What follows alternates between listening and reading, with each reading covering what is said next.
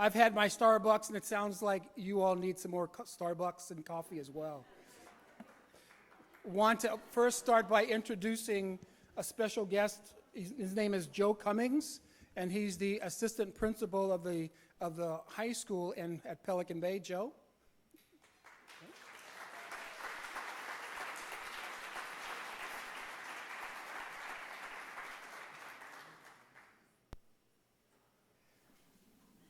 I would like to recognize all the staff and faculty and confidentials and the administrators who worked so hard over the summer getting the classes ready to go and getting our students registered. So I would like us to recognize, would all the confidentials please stand?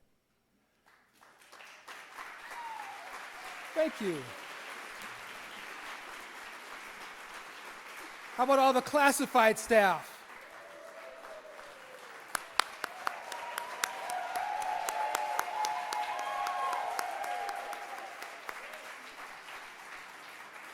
I'd like to recognize the administrators and managers.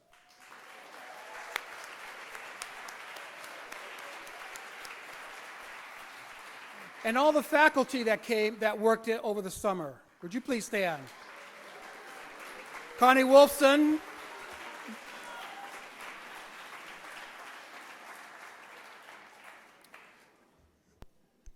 I would also like us to recognize two groups that have spent over about 150 hours negotiating the faculty new contract. And I would like the district's team to please stand, and that is Erin Wall, Kathy Cox, and Lee Lindsay.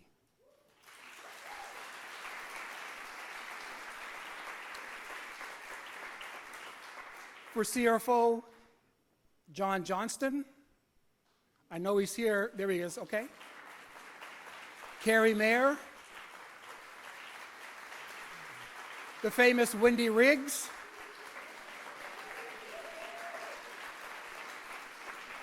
Sandra Rowan, George Patamianos, and I would also like to recognize Peter Blakemore, who was there. Peter, would you stand for us?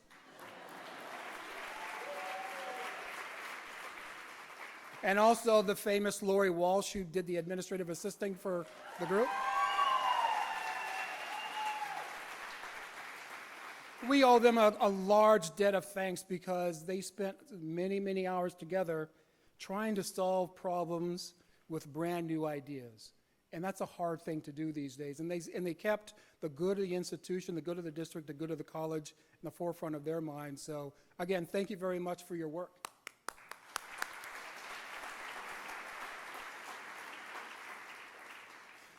I would like to also, if you see the Board of Trustees walking around sometime, these are your trustees: Sally Biggin, Tracy Capini, Richard Dorn, Bruce Emod, Carol Matthews from Del Norte, Colleen Mullery, Barbara Rice from Mendocino, and Tom Ross.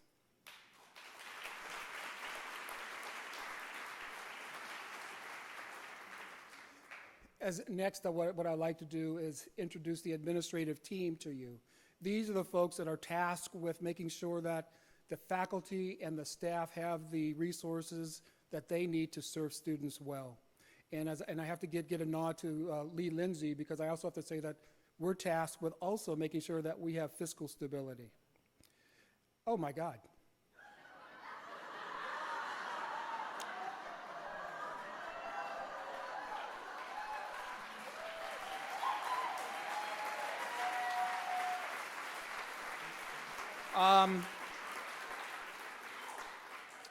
Yes, this handsome, arrogant young man is me, with hair. And check out the pants. I love those pants. And this is when I started to learn how to sew. So I made a chef's hat. I don't know what my mom did with it, but she probably kept it. But anyway, that's when I thought I knew everything about everything. So, gosh, I looked so young and arrogant at that point. Anyway, let's move on to Lee Lindsay. Is Lee Lindsay here? Okay, I don't see. Okay, in the back. Angelina Hill, please stand. Marty Coelho, and Wendy Bates. Dave Bizard, Dean. Marla Gleave. Joe Hash. Aaron Wall. And it's actually my pleasure to introduce our new employees. And I would like to start with the classified staff. And when I call your names, please stand. And I will also ask the audience to hold your applause to the very end, but I know you won't. So feel free to applaud whenever you wish. Elsa Abelera. Elisa, thank you. Financial aid. Courtney Bishop, Enrollment Services. Michelle Bradley from Del Norte Student Support Services. Greg Brinkley, Maintenance. Michael Collins, Library Tech. And I don't think there's any relation to Phil Collins, right? No Phil Collins? Betty Crotty, CDC. There's Betty. Dave Gaddis, Eureka. Dominic Gordon. Serena Hillis. Charity Holek-Pino. Jennifer Knight is back. Trio. Courtney Loader CeeLo. Hannah Meredith, Eureka. Denise Olson, Eureka, Upward Bound. And Cameron Papp, Financial Aid, Eureka. Esmeralda Ramirez, Adult Ed, Eureka. Amanda Singleton, Adult Ed, Eureka. Todd Sorensen, Mendocino Coast Fine Woodworking. Shane Stola, Del Norte. And Colin Trillo. Ashley Vandal. Joselle Wagner, I just met this morning. Alex Wright.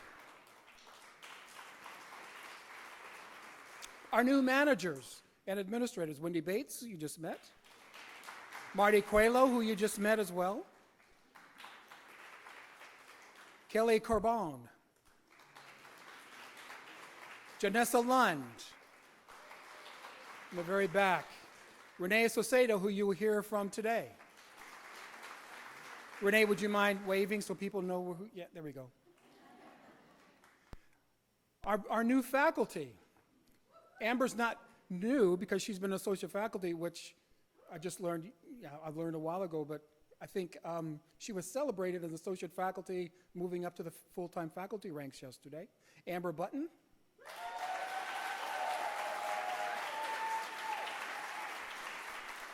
Andrea DeClaire. David Dubereau.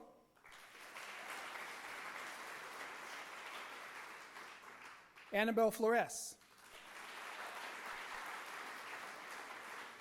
Levi Gill. Mickey Jarvie.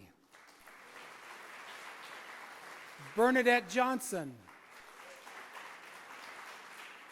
The famous Cheryl Norton.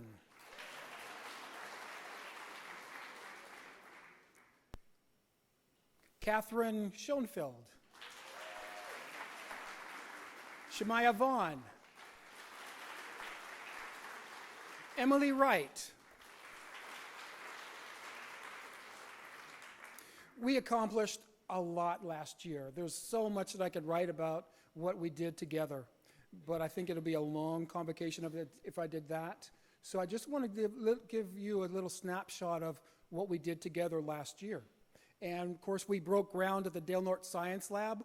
Long time coming, but we broke ground, and hopefully that science lab will be completed by October. That's the current plan, I'm told, right, Vice President Lindsay? Okay. But also what's awfully key is that our KT colleagues were recognized by the RP group for their work on student success last year. Matter of fact, they are...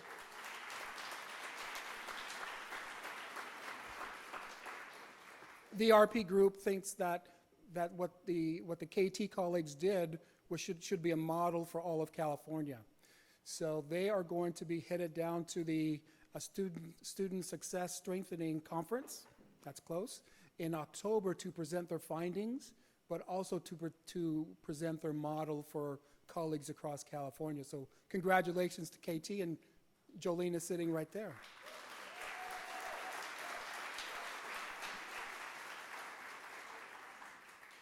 Thanks for what Aaron Wall did last year, but also the participation, and I want these folks to please stand so we can acknowledge them. Aaron Wall, Mike Haley, Tina Vaughn, Kelly Carbone, Angelina Hill. I'm waiting, there we go.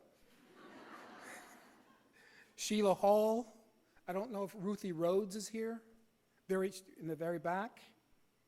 Nicole Bryant Lesher, Todd Olson,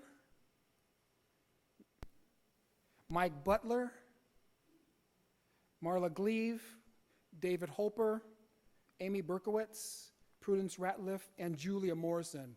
These folks worked together very closely last year to make sure that CR received over $500,000 in basic skills grant that we're going to use to accelerate the offerings of our accelerated Math 102 and the English courses. So that is a huge thing for us.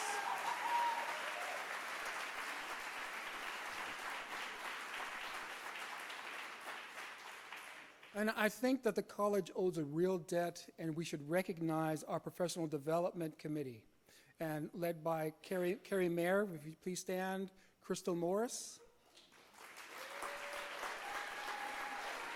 Dan Calderwood, I saw Dan, okay, Wendy Riggs, Mark Bernards, Tatiana Robinson, Kente Johnson, Rory Johnson, and Laurel Watson, with support by Connie Carlson, as well as Teresa Danyo and Joe Hayes. Last year, they succeeded in reinvigorating our professional development work. And as you know, that is a key component of accreditation.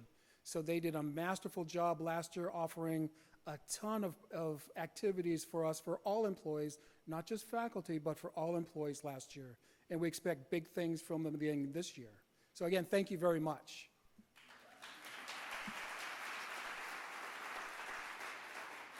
And the big thing over the summer is the Board of Governors approved our petition to transfer territory for Fort Bragg territory to Mendocino College. And we have to really give a lot of thanks to the Board of Trustees for their leadership, but also, of course, to Special Trustee Tom Henry, who's not here, of course, because he's off trying to save other institutions. But so we should thank Tom Henry, Board of Trustees, Lee Lindsay for his work, and also Arturo Reyes, the president of Mendocino College, and Virginia Guliff, their vice president of instruction, because without their help, it just wouldn't have happened so quickly. So Mendocino College will take over our Fort Bragg territory July 1st, 2017. But there's still a lot of work to do in the meantime, but the big part is done, and the heavy lifting is completed, so now we just have to cross the T's and dot the I's and make sure it happens in a year from now.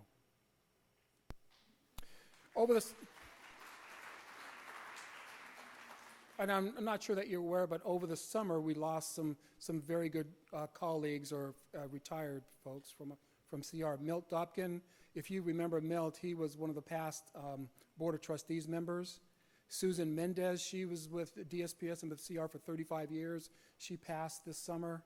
And Ronald Kilpatrick, he was a former director or coordinator for the police academy, and he passed away this summer too. So we said goodbye to some good folks.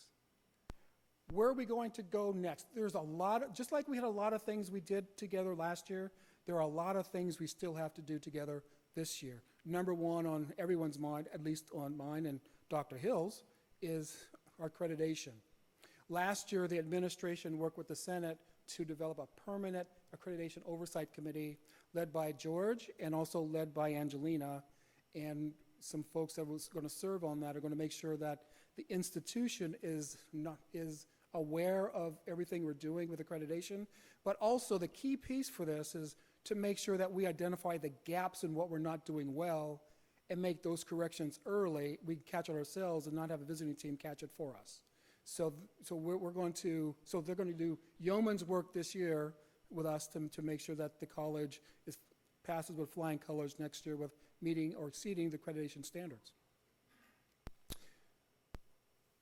This is very, very exciting, and this just happened a couple weeks ago, that the state finally recognized the disparity between CTE courses and the cost for CTE and vocational and transfer courses. And for the first time, the state is now allocating about $200 million to all the community college system to improve career technical education, which is great.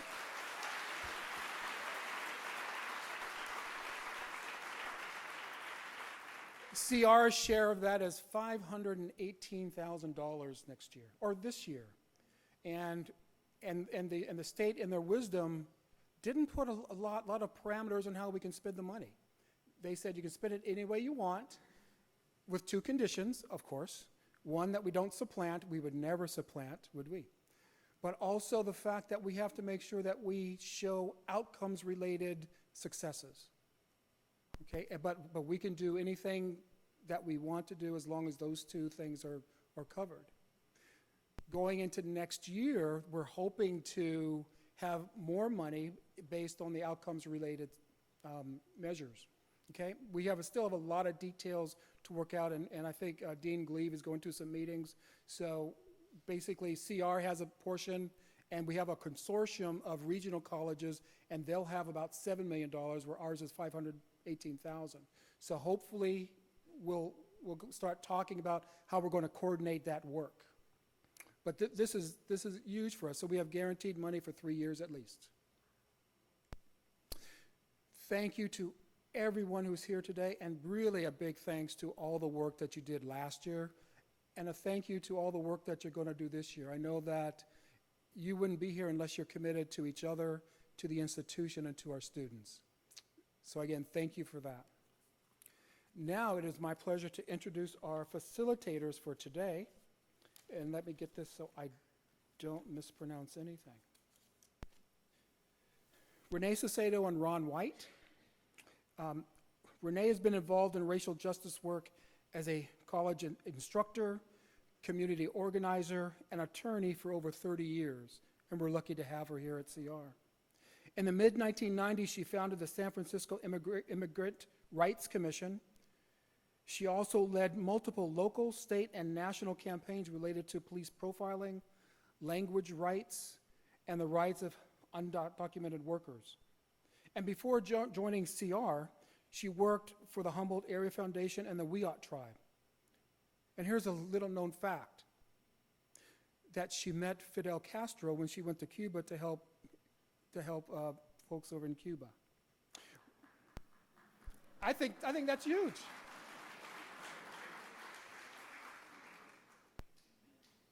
Ron White has spent his professional years deeply involved with the funding and strategic advancement of bottom-up social change strategies.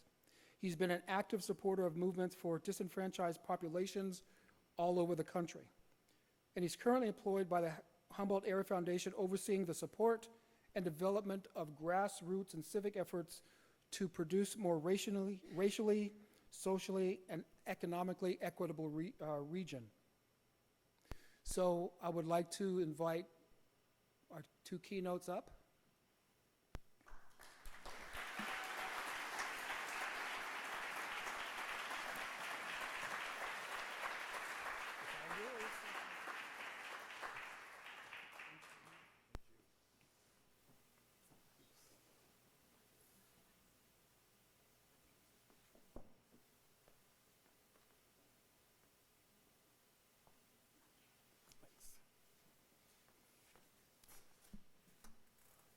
decided that I would levitate before you to sort of get you warmed up. My name is Ron White. I'm with the Humboldt Area Foundation, and I'm really overjoyed to be here with you. I want to begin by thanking your president, Renee Saucedo, and especially you for taking the time to sort of be with me here today to address this important topic of equity. We thought it would be good for us to begin by sort of sharing a little bit about our story. I was born in Columbus, Georgia in 1951 and grew up in a fairly middle-class neighborhood, which was required by law then to be segregated. Most of us were homeowners in Carver Heights. The neighborhood was overwhelmingly active Army or black vets, and most of them were benefiting from the GI Bill. That's why they were homeowners. They also collectively built Carver Heights Elementary and Carver Heights High School. My two older brothers both graduated college, both in the sciences, all you science geeks, and one went on to receive a master's in electrical engineering. Both, like my mom, began by attending historically black colleges. I didn't. Just to finish off the picture here, my dad was born in 1911. He dropped out of school at 6th grade to work in the mills, support his family. Married my mom, was drafted during World War II, and he got his GED during military service. So I applied at a number of schools and got accepted the best financial aid from Mount St. Paul College in Waukesha, Wisconsin. I was delighted. Do all of you remember that feeling? Woohoo, I got accepted into college, and they're paying me to come. I was just ecstatic. What I wasn't aware of, however, was that the student body that I was going to used to be 75 to 85% white, except for the basketball team. That the small town of Waukesha, Wisconsin, was 70% white, and that they were quite unaccustomed to racial diversity. I also wasn't aware that my freshman year, lucky me, the college decided to aggressively recruit black students and did so heavily from the inner city of Milwaukee and Chicago and across the country. So as freshmen, we were the first class to be 30% African American in an otherwise all-white environment, a circumstance that few of my fellow blacks were really prepared for or expected when we arrived there. Nor was it clear to us that the faculty and staff would be 90% white, except for some of the cook staff. Also, the school used to be all boys, and my freshman year, they decided to admit women. How did I feel? Well, the first feeling that I had was that I wasn't college material, despite having good grades in all my schools. And that fear had a real basis when I actually arrived there, since in addition to being told constantly how inferior my education was from the schools that I graduated from, I witnessed my fellow black students were dropping out before I could learn their names. They were dropping at an alarming rate. On top of that, the women students were getting pregnant, having nasty breakups, and generally throwing everybody's social life into major drama, with no trusted counselors in sight to relate to. Thank you, you counselors who put up with all the student drama and help us through that. Secondly, I felt like I really wasn't wanted there. Maybe I was brought there for show. I had no idea why they suddenly decided to do this. No one on staff and only a few faculty seemed to relate to the black students. One of those who did relate was a 70-year-old nun, Sister Teresa, who taught poetry. Sister Teresa immediately incorporated black poets into her class, as well as white poets, and encouraged the class to critique both. She also encouraged the students to write poetry and submit it, Some of the poetry that most of the students wrote was pretty, shall we say, street in its language. Sister Therese was nonplussed by this and basically was not rattled. In fact, she only critiqued whether it was good poetry or bad poetry, and after a certain amount of time, the students stopped trying to sort of rattle her. The other faculty, English faculty, taught Yeats, Byron, boring, boring, boring, especially to those of us who wanted to be poets as vanguards of the revolution. Sister Therese seemed to really get us, despite being 70 years old and a nun. Thirdly, I didn't dare get involved in any of the silly things that my brothers and others did at their college life at historically black colleges. I felt that everything that I and every other black student did was under a magnifying glass. Maybe you've heard the term raisins in a bowl of milk. And I was right. Everything we did do went through the college and the community like a shot. So I felt unprepared, alienated, hyper-scrutinized, and unsupported. Think for a minute. Do any of your students arrive here feeling like that? On my way here, I heard on NPR that there's a bill in the California legislature to allow students who are homeless and go to community college to use the showers there. Legislator was sponsoring this because he was homeless and going to community college, and he had no place to shower. Do we really need a law just to have that much compassion? I think that I'll leave it at that, and we can talk more about how I think the college could have improved my experience later. But right now, I want to turn over to my colleague, Renee Salcedo, to share her story.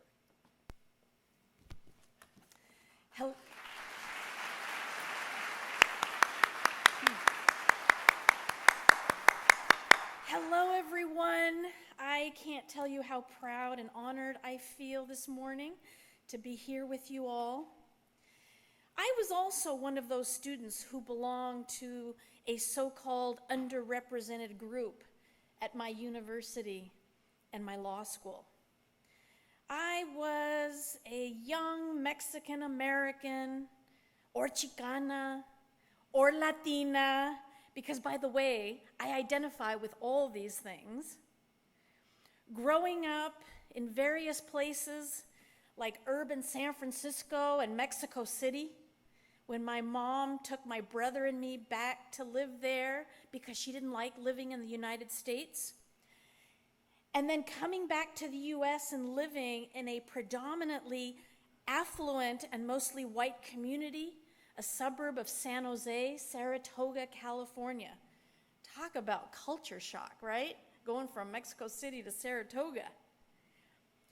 I knew even then, at age 16, 17, that as Latina women, we had one of the highest high school dropout rates, one of the highest pregnancy rates, that my college, UC Berkeley, didn't have many of us enrolling and graduating, and that the odds were against me based on what I heard my family, my relatives, my parents' friends talk about. My high school teacher, I'll never forget, Mr. Carlson, told me I'd only make it a semester, and my extended family encouraged me to get married instead of going to college. How many of you out there can relate to, when are you getting married? Forget about college, right? What made the difference for me was that I received the benefits of affirmative action programs. And this, of course, was prior to Prop 209, which obliterated affirmative action here in California. These programs considered my racial and ethnic backgrounds in my admittance to their institution. And I am happy to say, the opportunity to flourish, have options, and reach my full potential. What also made the difference for me was my ability to navigate what I considered to be two worlds: my Mexican world and my white world. In my Mexican world, on my university campus, I clung, literally, to student mentors for emotional safety. I also developed relationships with faculty of color who offered historical perspective and, for the first time, this concept of justice. So when I took my first Chicana studies class, I took my African American class, Native American studies class, I was truly transformed. I am not exaggerating. I was transformed in the sense that for the first time I understood how I was part of a historical continuum for justice for my community. And it gave me meaning in my education. I knew why my dad insisted that I get that little diplomita. I understood. I also attended cultural events to maintain a sense of the familiar. Very important for me. I joined La Raza student groups for comfort, a sense of camaraderie and belonging. I would have not gotten through law school if it hadn't been for La Raza law students at Bolt Hall, let me tell you. And my friends from law school, we still get together and talk about the old days and talk about the days when we were in the trenches, when our fellow classmates would point at us in the hallway and say, "You took the spot of my friend here at this institution." And I received the support of my loving dad. I hope you meet him one of these days. I'm going to have him visit the campus because he is just an amazing human being. He constantly reminded me that it was normal for me as a Mexican woman to have to work 3 times as hard as my white classmates. My so-called Mexican world, as I called it, allowed me enough confidence, motivation, and a sense of belonging to overcome what I had already experienced, unfortunately, as dominant components of the mainstream world. A lack of respect for my Mexican family, people underestimating my skills and abilities. Just the other day, this woman asked me, "How much do you charge?" I go, "For what? What do you mean, how much do I charge?" "Yeah, you know, how much do you charge so I can hire you to clean my house?" And I thought to myself, well, she doesn't know I work at College of the Redwoods. And the abuse of power based on racial and language hierarchy. And it wasn't easy, you all, navigating 2 worlds, but the combination of programs, people at my school, and family, I was able to get a higher education and eventually become Director of Student Equity for the College of the Redwoods.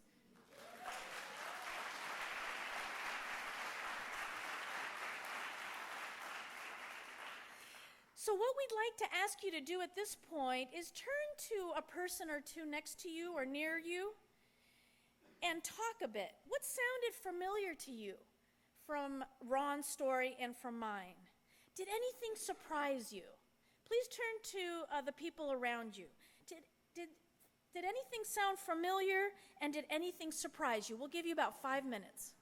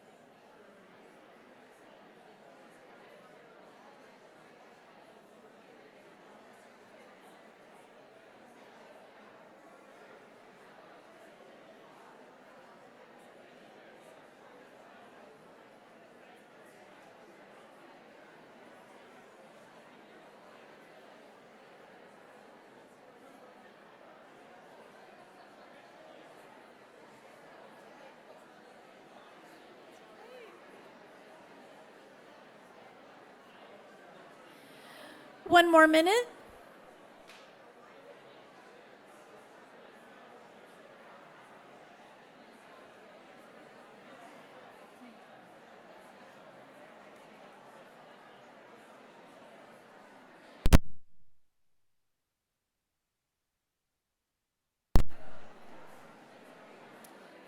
Okay, thank you.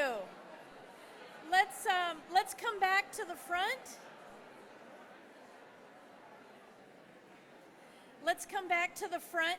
And by the way, we're going to have some time at the end. We're going to try to make it as much as possible so that we can all be involved in this discussion through questions and answers, through conversation, through comments that you all may have at the end, if you'd like to share any of what you've been discussing. But today, I am excited, and thank you, President Snowflamer, for your leadership and your courage. I am excited to officially jumpstart a longer series of conversations we will be having at our college around equity, racism, and inclusion, with the goal of increasing enrollment, retention, completion, and success for our underrepresented students.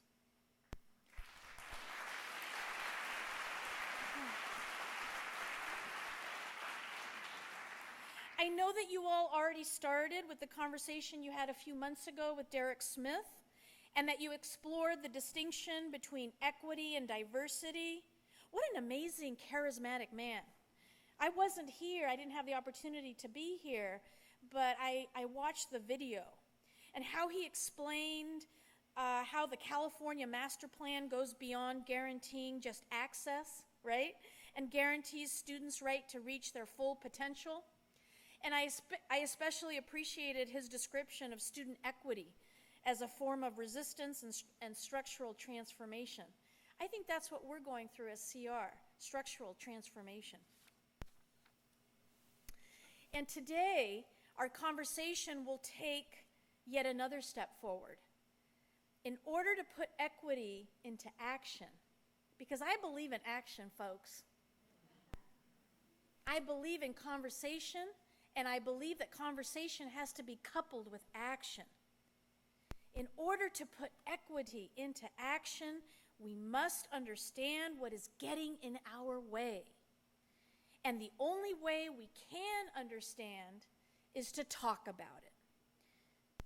We do this not to create divisions among us, but to be able to move forward together in doing what is best for our students, including our LGBT students, students of color, veteran students, disabled students, and foster care students. Please, please know, especially those of you who I have not yet had the honor of meeting, I don't claim to know more than you, and I think I speak for Ron as well. I don't for a second doubt that you work here because you are an awesome person and you care. I feel the love on this campus. My role is simply to ask you to try on different ways of thinking about certain things impacting underrepresented students. We are all in this together.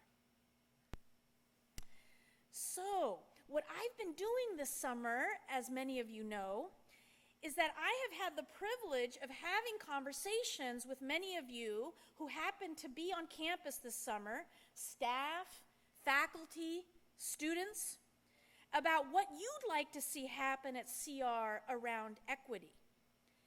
And there's one theme that I discovered that is predominant. My sense, after talking to many of you, is that one thing getting in our way is what I refer to as racial anxiety, or anxiety around race, racism, structural racism. So what we would like to do is show a video to get us started. And did you have the clicker? Oh, there we go.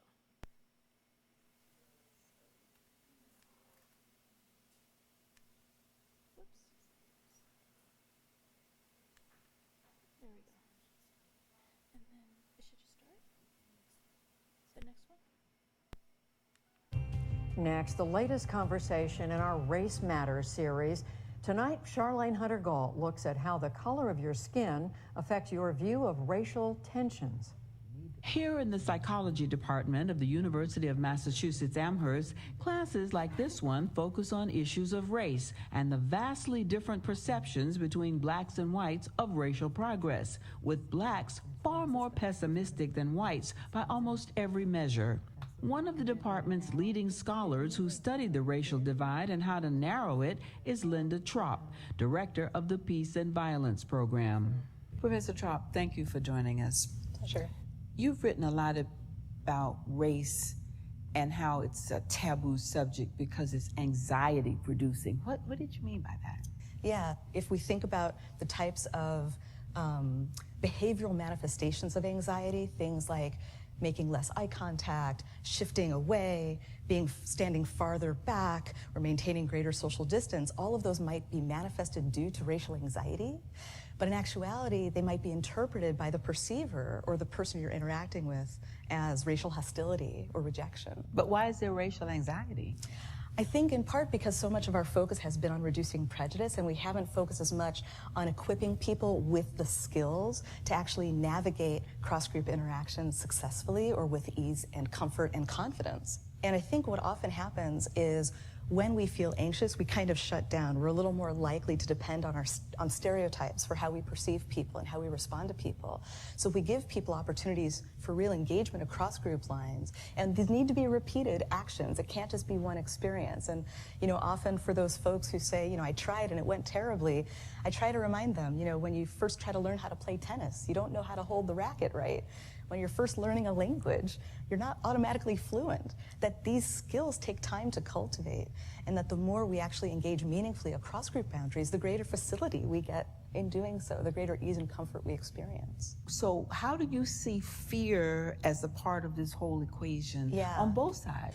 Absolutely. Well, fear, especially from the perspective of members of the Black community who are being policed, lives are at stake. I can understand completely how there might be fear. And, talking with students about the manifestation of fear, it's also this sense that members of the Black community are not part of the community that police are designed to serve and protect. There's this sense of separation that I'm considered a perpetrator of crime, not necessarily part of the public that should be protected. So the police are not for me or serving me.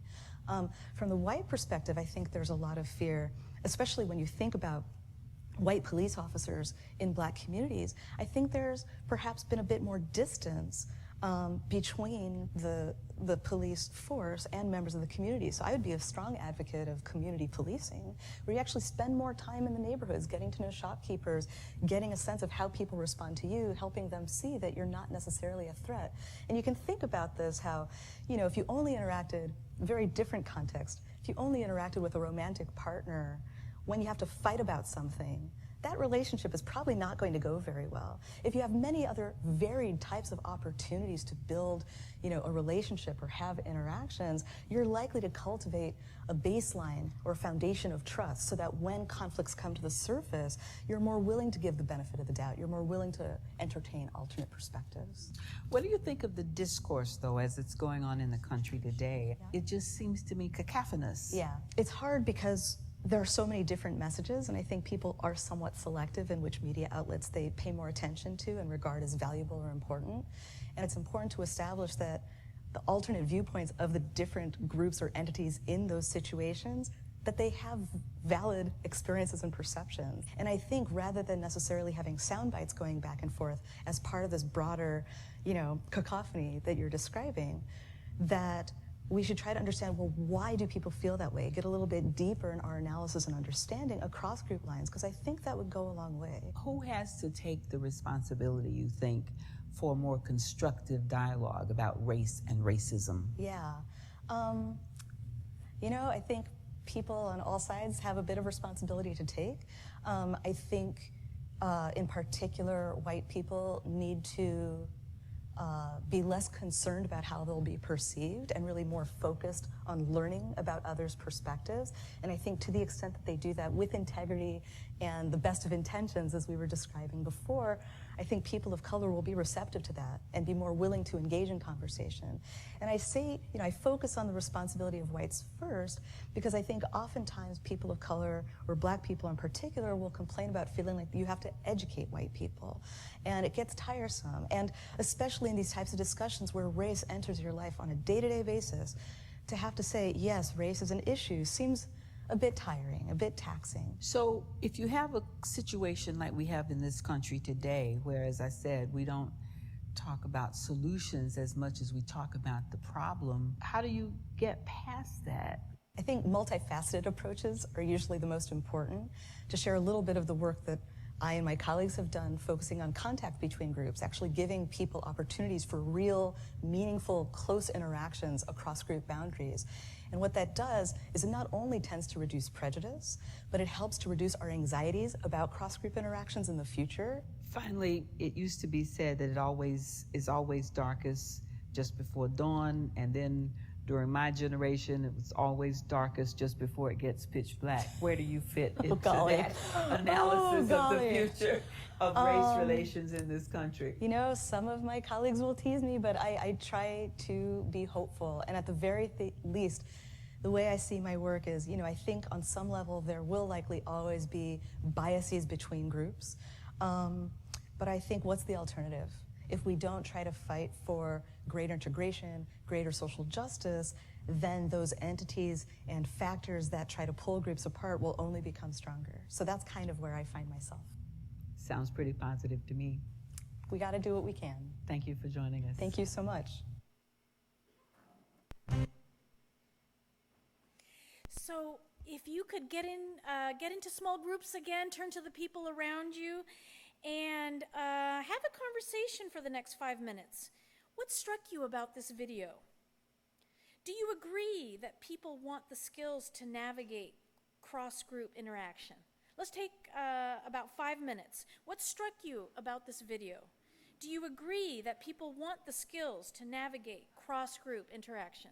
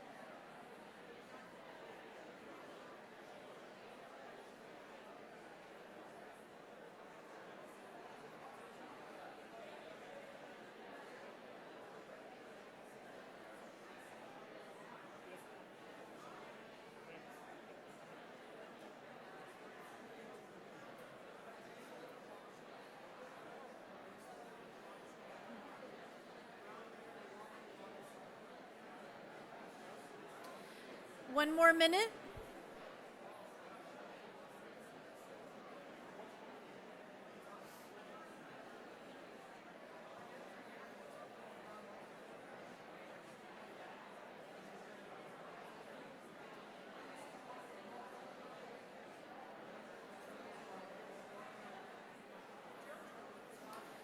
Okay, let's come back to the front. please wrap it up and let's come back to the front. And please be reminded that we will have the opportunity to have a large group conversation at the end of our talk. We want to leave as much time as possible for that. This video, when I saw it, I was struck by it. I took a look in my office. For those of you who have come by my office in counseling and advising, I have this little postcard up on my wall. It's a quote by Dr. King, and it says, "True peace is not merely the absence of tension, it's the presence of justice." And I remember that Derek Smith said something similar to that. He told us that student equity is a justice issue. Isn't that interesting? So I just want to leave you for now with this. As a campus, we need to talk through the anxiety, the tension, the discomfort. Sorry to all those Harmony people that took Strengths Quest. I apologize. We need to engage one another on these issues, not shut down, not be overly concerned about how we will be perceived in order to develop the skills necessary to talk about how we achieve true equity at CR. I'm no pro. I make mistakes. I learn something every day. How we can really put it into action, and what are the barriers that get in the way. This way, we may discuss and move forward on questions such as, why is CR not appealing to Native Americans, veterans, and Latinos as it could? Why are a disproportionate number of African Americans not getting a diploma or a certificate? Why are Native American and disabled students not accessing the dorms as they could? Why is it not only okay, but necessary that students and staff who are women or veterans or gay or lesbian or bisexual or transgender or of color, when they desire, get together amongst themselves to create a greater sense of camaraderie and belonging in view of their unique experience and historical imbalance in power relationships. Let me say this clearly, CR, my brothers and sisters from CR, we have permission here now to challenge our notions of colorblindedness and exclusion. We can honor our cultural differences and use race-based remedies for disparities caused by our current systems and structures. For example, how liberating to have a discussion on campus on how the research and best practices show that having identity groups, or what the research calls affinity groups on campus, contributes to student success by combating extreme isolation, which is what some of our students are experiencing. In that same vein, we cannot see the full picture around low numbers in African American completion unless we look at structures like dorm rules through a racial lens. Dorm rules, financial aid processes, etc. So, in that spirit, today we will begin to discuss issues or concepts that contribute to our collective racial anxiety. Ron is going to walk us through a discussion of colorblindedness, implicit bias, and universal programs. And please remember that this is only the beginning of a much longer conversation. So Ron, take it away.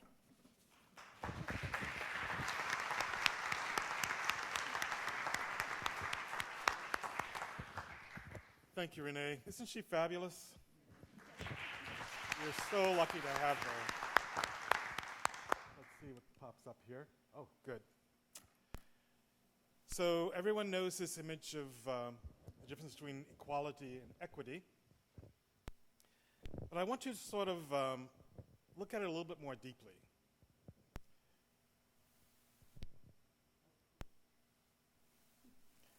And I've got a couple of questions. I'm full of questions. This is my philosophy major coming out. Do you think everyone is equally happy with this situation? Or do feelings of envy creep in? Especially with the second slide. What if there were advantages to the way things were? Like that fence actually serves some purpose for some folks. I don't know. Maybe like they'd actually have to pay money to come inside the stadium rather than seeing it? Who's in charge of putting those extra boxes there? Isn't that extra work for them? Or tearing down the fence in the third slide. Isn't that extra work for them? Who's going to pay for that? Should the shortest person have to pay for it? Should everybody have to pay for it? What's really fair to achieve equity? How many people think that the shortest people should have to pay for their extra boxes? Absolutely nobody? Oh, come on. How many people think that everybody should have to pay for the extra boxes? Show of hands? A few? We can have a little bit of a debate about this, but we don't have time. But I just wanted to raise the idea that equity is not without its costs. So I next want to sort of move to the question of why are we talking about this? And I want to begin by sharing a passage from this book by John Powell, Racing to Justice. Humboldt Area Foundation, with a bunch of allies, brought in John Powell earlier this year. It was May, and he spoke around the area. Anybody here hear him speak? One person? Maybe a couple? Yep. Your president heard him? Anyway, he's an amazing researcher. He heads up the Haas Institute at the University of Berkeley. And this talks to the idea of colorblindness. He says, the idea of not noticing race or colorblindness is a phenomenon that may or may not happen at the conscious level. There's strong evidence that most Americans are not only race sensitive, but also have racial biases that impact their feelings and decisions at unconscious levels.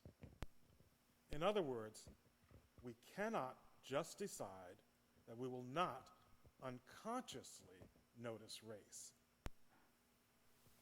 Though we can, through interactions with one another and changes to our structural arrangements, grow beyond these biases.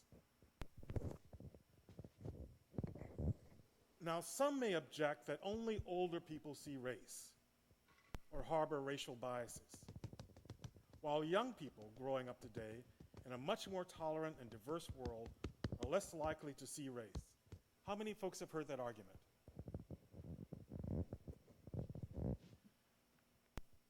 He goes on to cite research that actually investigates this problem. And he finds that Dr. Francis Aboud, this research is in the book The Hidden Brain by Shankar Vedantam, has a group of preschoolers, shows them images of people of color and positive words, and finds out there are much more negative associations with people with darker skin. Dr. Aboud takes one step further, and he says he was interested in how these associations had developed in children.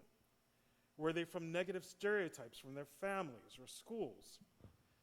Gosh, it would be so simple if it was just that. But the research determined that they were not.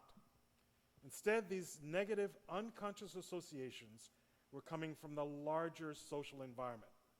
what the children saw on television or in their day-to-day experiences.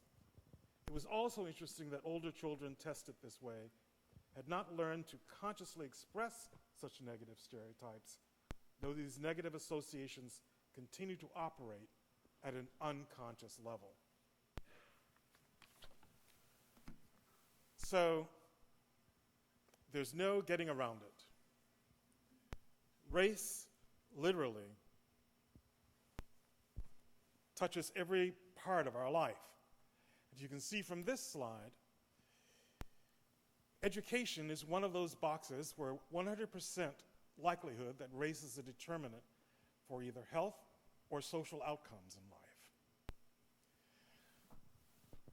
The other 10 years difference in life expectancy based on zip code, this was in King County, they've actually been sort of correlated here in Humboldt County, where we found a 12-year difference in life expectancy between Native Americans born in Humboldt County, living in Humboldt County, and whites. So what does racial equity mean? It means closing the gap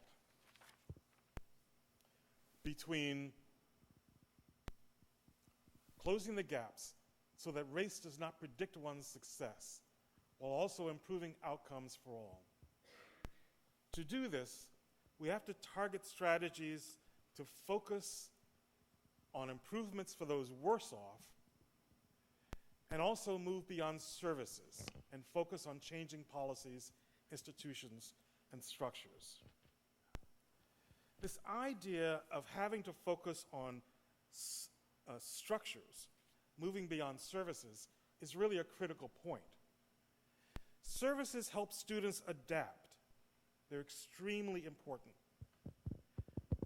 But they will be even more successful if the institution also adapts.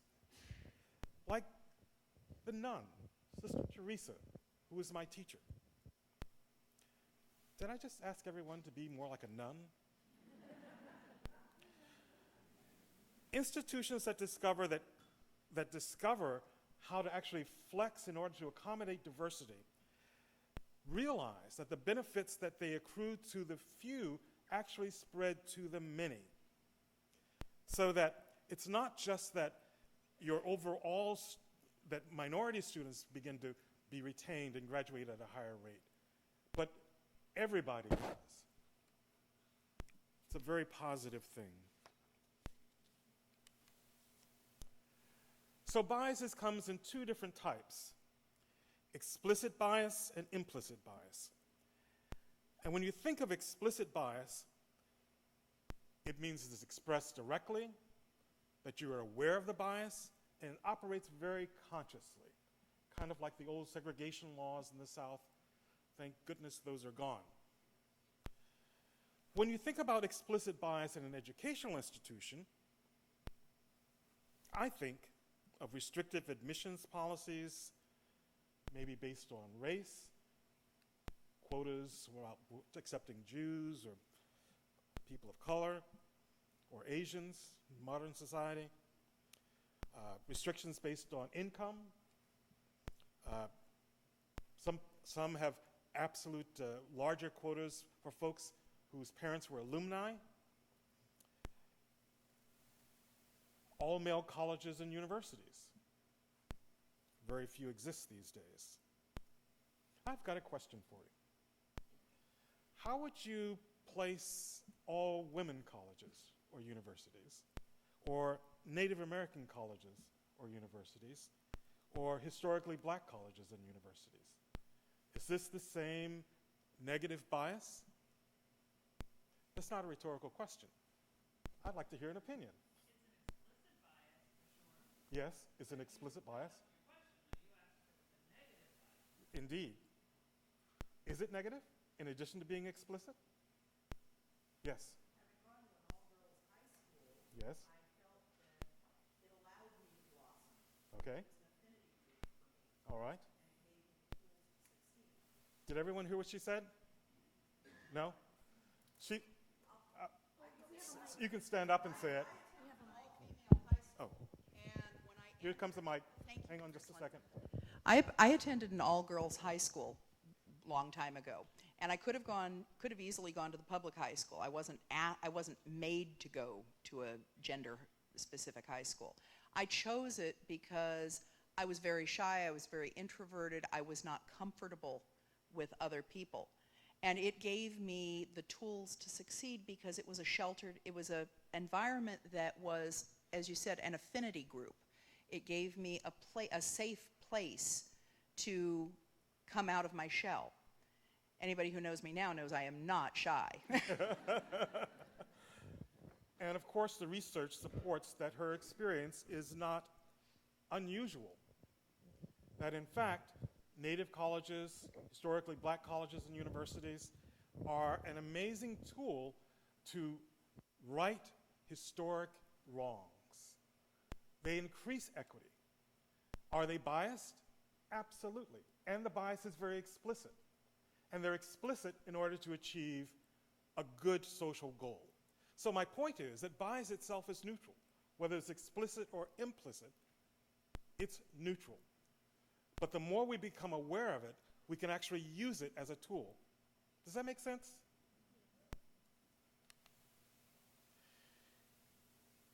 I've always found this little slide interesting. You know, the job search names, they send out the resumes, exact same resumes. One has the name Susan Smith, the other has the name Lakeisha Washington. Susan Smith gets 50% more callbacks. This was actually done in an educational institution. You probably know this, right? Where they had term papers turned into professors, and one was similarly Lakeisha Washington or had a Hispanic last name, and the other was a more European-sounding name, exact same. The ones that were judged that had a less European-sounding name tended to be graded more harshly and got lower grades. Something to think about. So we have to be aware of these biases in order to be able to deal with them. If we're simply colorblind and not, as a friend of mine would call it, color bold, I feel like it negates who I really am. I can't really be fully myself because people are trying so hard not to see my color that when I encounter them, that's really the only kind of reaction that I'm feeling from them. And I've struggled so hard to gain insights into my culture and my distinctiveness, just as Renee shared with you her movement through life. Why would I want someone not to see that? Secondly, it amounts to a philosophy that treating unequals equally actually produces equity. And it is not. It's not enough. It suggests that all of this inequality could be resolved on an interpersonal level, rather than understanding that structures and institutions actually have to facilitate that change. And it denies racial and ethnic minorities sometimes the right to assemble or special courses or to learn about their heritage or even for institutions to pursue greater diversity. So when you see people of color or other distinct groups gather together, this is only to sort of further their own good. And it's not the same as a negative bias. Implicit bias is a bit more subtle. When I think of implicit bias, I think of how passively it can be conveyed. For example, you can have little or no diversity on faculty or staff, or that diversity that you do have tends to wash out very quickly. You find institutions doing the same things over and over despite changing demographics. They may not even act as if some of their students are now actually older, more mature.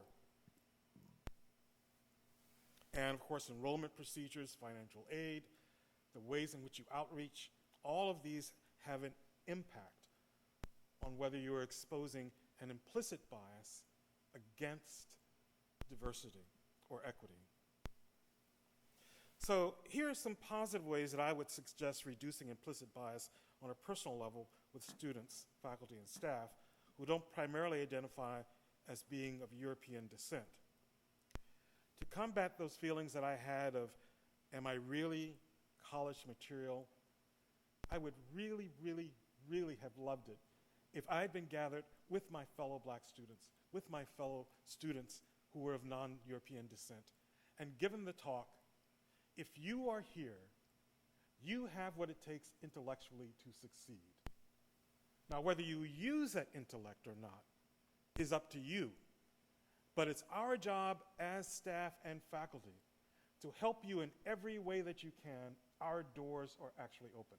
And if that talk had been given to me by a diverse staff, it would have been all the sweeter.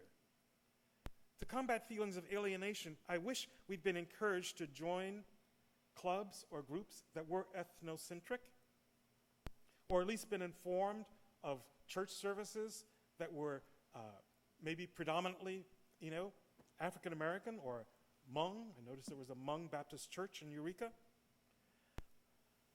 Places where we could go and just sort of feel at home and not feel judged. If you want to know how valuable this is, I encourage you to read My Beloved World by Supreme Court Justice Sonia Sotomayor. That is a beautiful exposition of her life, and when you read it, and the hard knocks life that she started with, you begin to realize how far she's come, but it's also an incredible endorsement of how she survived in an Ivy League school coming from a very rough neighborhood in the Bronx. And finally, I wish everyone at my college had taken the Harvard Implicit Bias Assessment. How many of you have taken that assessment? Some of you have. I would encourage all of you to do it. It takes about, 20 minutes? And they have an assessment along lines of race. They have an assessment along lines of body shape, religion. It's revealing and sometimes a little disturbing. But I think it's important to sort of know yourself.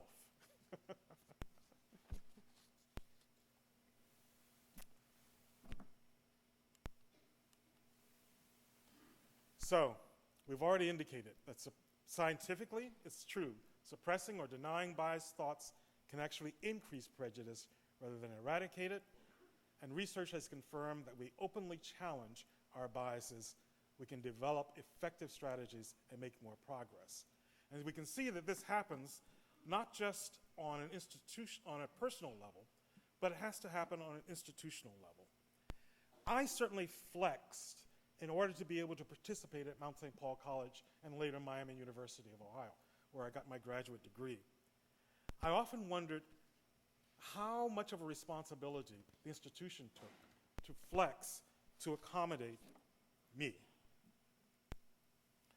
So we've talked a bit about implicit and explicit bias, and we've seen that it happens on an individual and institutional level. This is an example of policies, say, with a police department.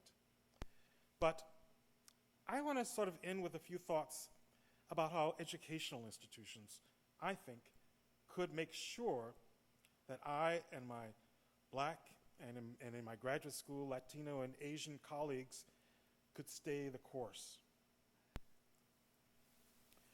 First of all, I think the college could have been ready and eager to help us know ourselves, not just from the perspective of Western intellectual tradition, but from our own and other cultural traditions and perspectives.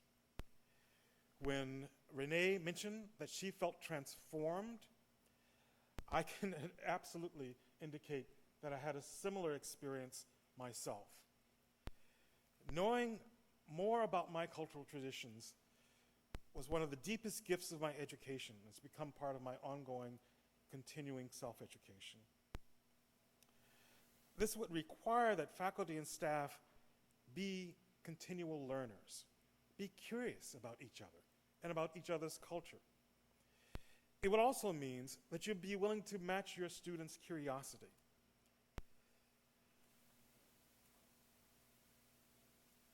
To do this, you'll need to speak to the relevance, I think, of your subjects in an academic world right up front. My nephew, bright young man, excellent at mathematics, started taking calculus and said to himself, when will I ever use this? He was like 18. And unfortunately, his father, who was an electrical engineer, had died 2 years before.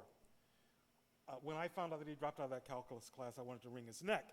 But his point was, he had no idea why this was useful. And for him, it was just sort of, you did trig, do calculus, boom, that's it. So he just thought, this is just like a useless grind, like my parents making me take out the garbage or do the dishes. When I'm on my own, I'll have somebody else take out the garbage, or maybe it'll just stack up. And so he just skipped it. And that was a major default in his education. I think it's helpful if faculty say to students, this is why this is useful. And the more practical you can make it, the better. You need this mathematics in order to calculate river flows. You need this mathematics in order to find out if the EPA is lying to you about the levels of contaminants in your water.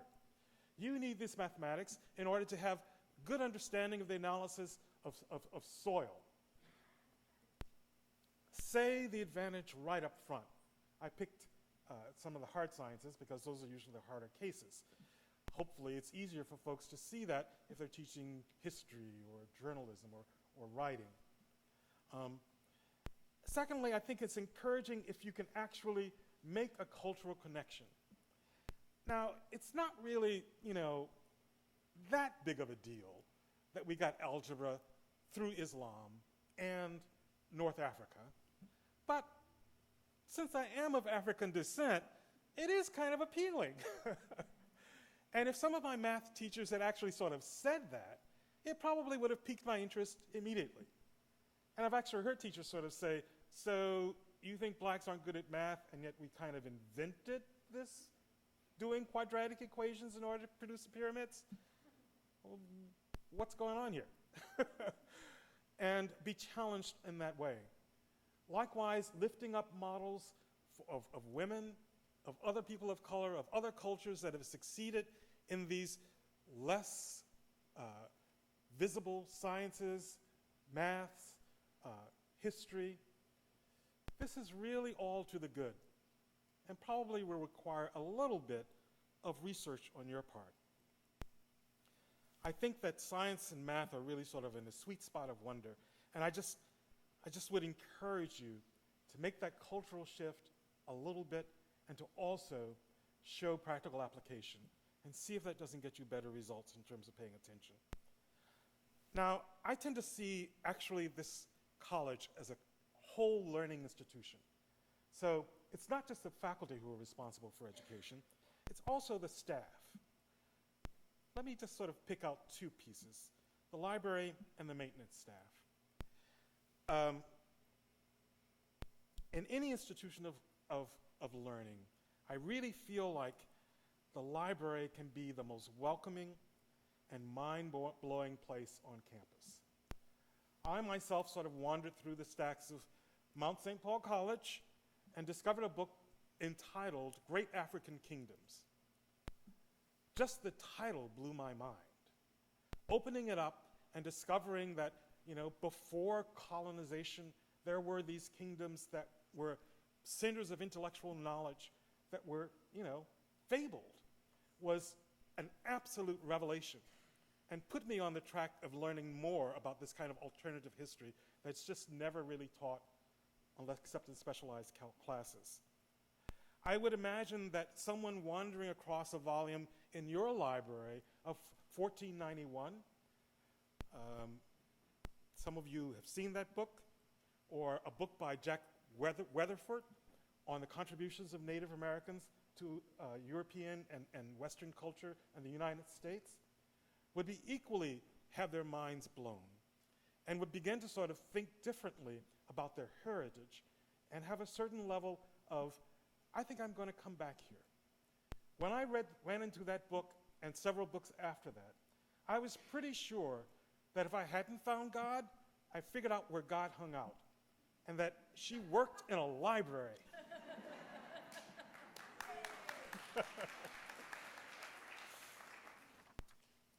Finally, I want to say a word about the maintenance staff. You know, you folks know stuff. You keep this place running. I was in the bathroom next door and noticing the sparkling floors. It's amazing what you do on every single level. If you find a student who simply is hanging around you or watching what you're doing or asking you a question about what you're doing, whether it's the electrical system or plumbing, don't treat them like a pest. In that moment, they are your student. And in that 5 or 10 minute interaction, you never know if you're not giving birth to the next Alfred Moen. He's the guy who invented the one, yeah. So it doesn't matter whether you're a groundskeeper or a mail carrier or work the ambulance. If students are curious, meet their curiosity. You can be an inspiration. They may enter school thinking, I'm going to be a vet and I'm going to go to UC Davis. And they suddenly discover that getting into UC Davis vet school is actually harder than getting into medical school in most universities. And then they run into you. And they've always been good with their hands. But they've never really thought about having a profession, doing what you do, and make a living at, and are proud of. And you're taking that 5 or 10 minutes to engage them. Could be the difference between their losing a dream completely and finding a new dream that's even more suited to their talents. Does that make sense? You're a total learning institution. My final word, oh, I did say that before. Now I really mean it. Is to administration. I guess I don't need to tell you that in administration, governance is really all about, it's really the holy grail, having diversity in governance. But there are also things that you can do in terms of the materials that you present to the public, your PR materials, your brochures. Make sure that the faces that are on those literally reflect the diversity of who your students are, or it can be an absolute and total turnoff. My wife was a graduate of Dominican High School in Racine, and she gets these annual news, it's been like years, right? But they still sending her these newsletters. And she was flipping through it once and noticed that the only black people, we're an interracial couple, that the only black people in it were on the basketball team or showed up at a dance. And she was like, she immediately wrote a letter saying, if this is the best that you can do, or if this is all that your black students are doing, I'm going to suspend my contributions to this college, to this high school. She wasn't really giving that much money, truth be told. But they did respond by saying, oh, we're so sorry. Yes, we do have students of color who actually are head of the chess club and also are active with this and that. And we will be showcasing them in the future. It just creates a more welcoming sense of who you are. And you might consider where you buy, where you source from, if you want to increase equity and diversity. Finally, really, I would say that all of you need to be aware of the social context in which we're swimming.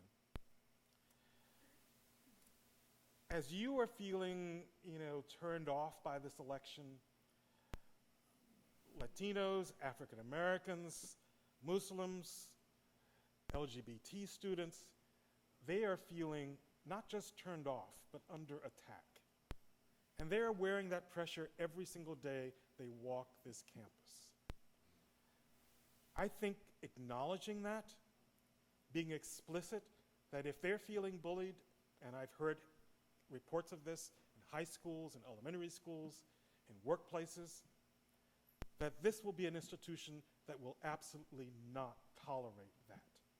That they will find a sympathetic ear, and you will have the processes to deal with complaints about that kind of bullying and discrimination.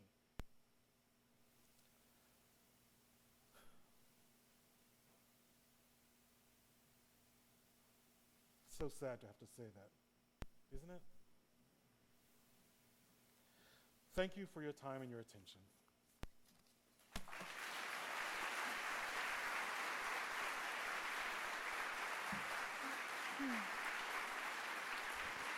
So we'd like to give you the opportunity again, just for a few minutes, if you could turn to the people next to you and discuss what you've heard. What resonated for you, talking about colorblindedness, implicit bias?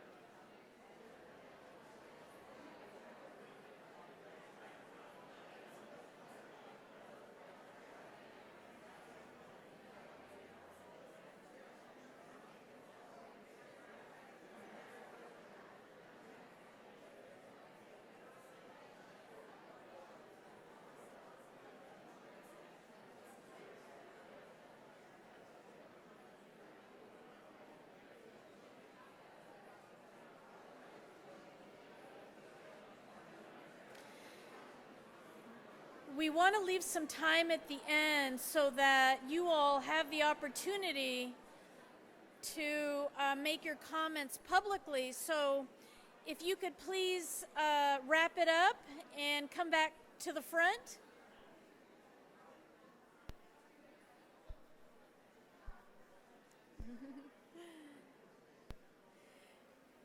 Okay, we're wrapping it up and coming back to the front. Thank you, Ron, so much for beginning to discuss these concepts with us and allowing us as a college to further address student disparities. I wanted to say that the good news is that I believe we've already begun to apply our deeper understandings around structural and historical isms in order to put equity in action. And I would like to give some examples and highlight some departments and programs. First, the Hoopa campus, Klamath Trinity instructional site. Thanks to Angelina Hill, we know that just over 6% of CR's student population is Native American or American Indian. Of those students, approximately 23% attend the Klamath Trinity site. Around 85% of the KT site is Native American. American Indian students have the highest rate of success in face-to-face courses at Klamath Trinity than any other location, as President Snowflamer earlier alluded. They have an average GPA that is about 5% higher than their American Indian peers at the Eureka campus and about 17% higher than their American Indian peers at the Del Norte campus. Why? Because they approach their students in ways that address the students' unique needs. For example, they prioritize building relationships between students, faculty, staff, and the community. Students feel at home, well taken care of, like family. So representing the Hoopa campus today, I'd like to ask Jolene Gates, would you please stand? And let's give her a warm thank you for all her work.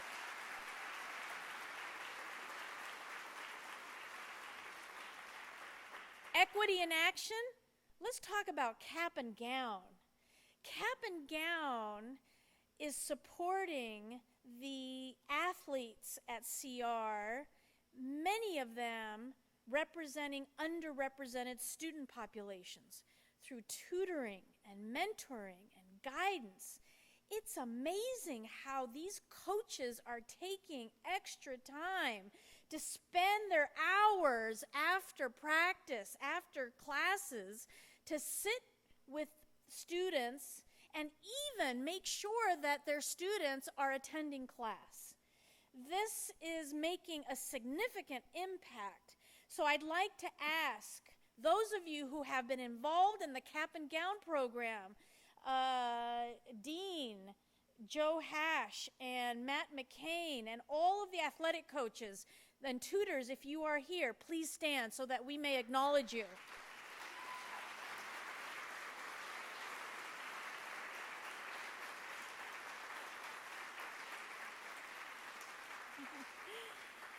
Can I say a few words about our wonderful counselors and advisors? Let me tell you, Barry Tucker from CalWorks and advising and perhaps also working with TRIO, he told me that he walked with a transgender student through the process of changing his name in the CR enrollment process. His support and guidance exemplifies the entire team of counselors and advisors in our student services programs who adapt their support strategies based on where a given student is situated.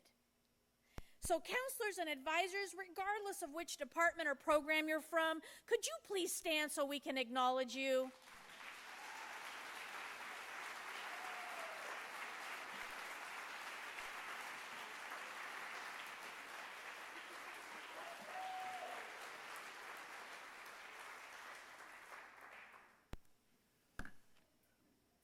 Renee mentioned that you will be going through this, that College of the Redwoods will be going through a process over the next 18 months looking at equity. And this is being sponsored through the Equity Alliance for the North Coast, which is a project of the Humboldt Area Foundation and its allies. Could the team that's going to be going through this process stand up? All right, yeah. Thank you. Yeah.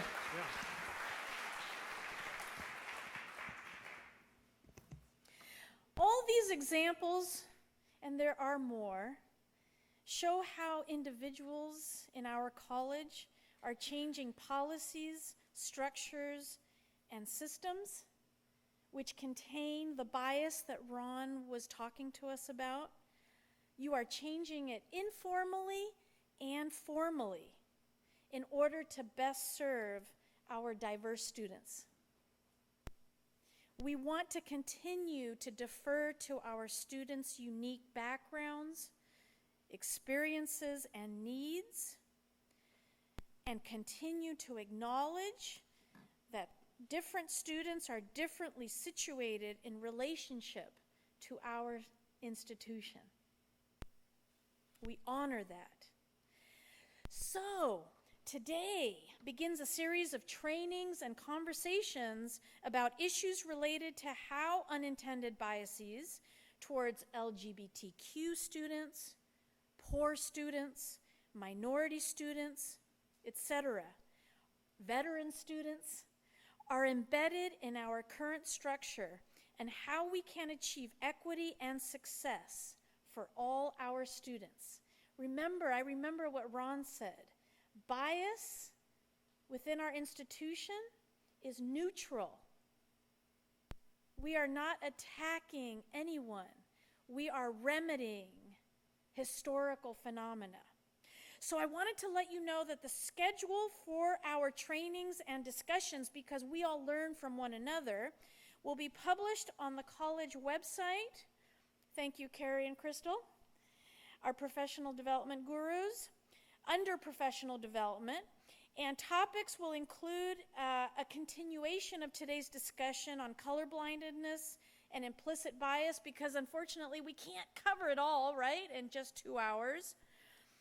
It will include a better understanding of why certain students don't access the college, and tools for stronger relationships with minority students. As the woman in the video discussed, that all we need are tools to be able to better dialogue through these issues. So today we've scratched the surface on putting equity into action. We had a frank discussion about how racial anxiety gets in our way as a community to achieve true equity, and how better understanding concepts like color-blindedness and implicit bias can relieve much of this anxiety. We talked a lot about how structural racism or institutional and structural arrangements have caused different student communities to be differently situated, and how here on campus we are already modifying our practices and policies to adjust to this. Our task, our moral imperative, I would say, and my dad and I always talk about this. He's sitting at home right now thinking that I'm giving this speech and I'm going to call him in 10 minutes. Yeah, Dad, I talked about the moral imperative. Our moral imperative, folks, is to remedy and cure or repair what these structural arrangements have caused.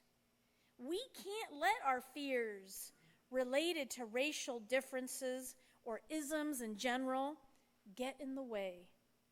Otherwise, young people will not have the same opportunities that I had to overcome the odds and fulfill their dreams. In my mind, and I know that for you, this would be unconscionable. Every one of our students should be able to dream of standing before you as I am today. Thank you very much.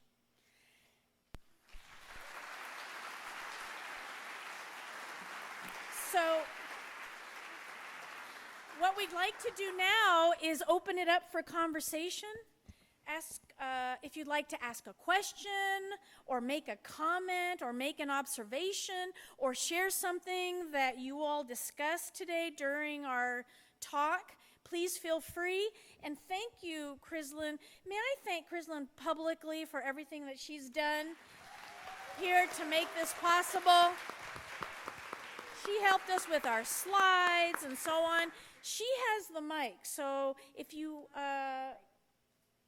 Connie Carlson over on that wall also. Oh, Connie Carlson also has a mic.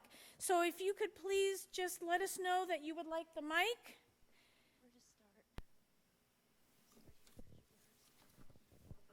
I was just sharing with my colleagues, because we were talking about ESL students. If you could give your name? Oh, and we were talking about ESL students. Do you mind giving your name and... Oh, I'm Sally, and I teach in nursing. And kind of the message that we've been receiving is just because you're ESL doesn't mean that you get special accommodations, okay? And so basically what my perception has been, okay, that closes the door. You kid have to beef it up and get it done on your own.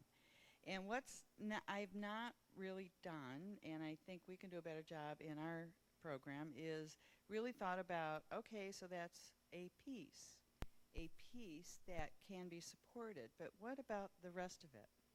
The cultural aspect of it. And because I know when I got my master's, there was a great gal over at Chico who talked about the need for mentoring, the need for belonging, all those other needs that those students require. But what we've been stopped at is ESL, there's nothing we can do.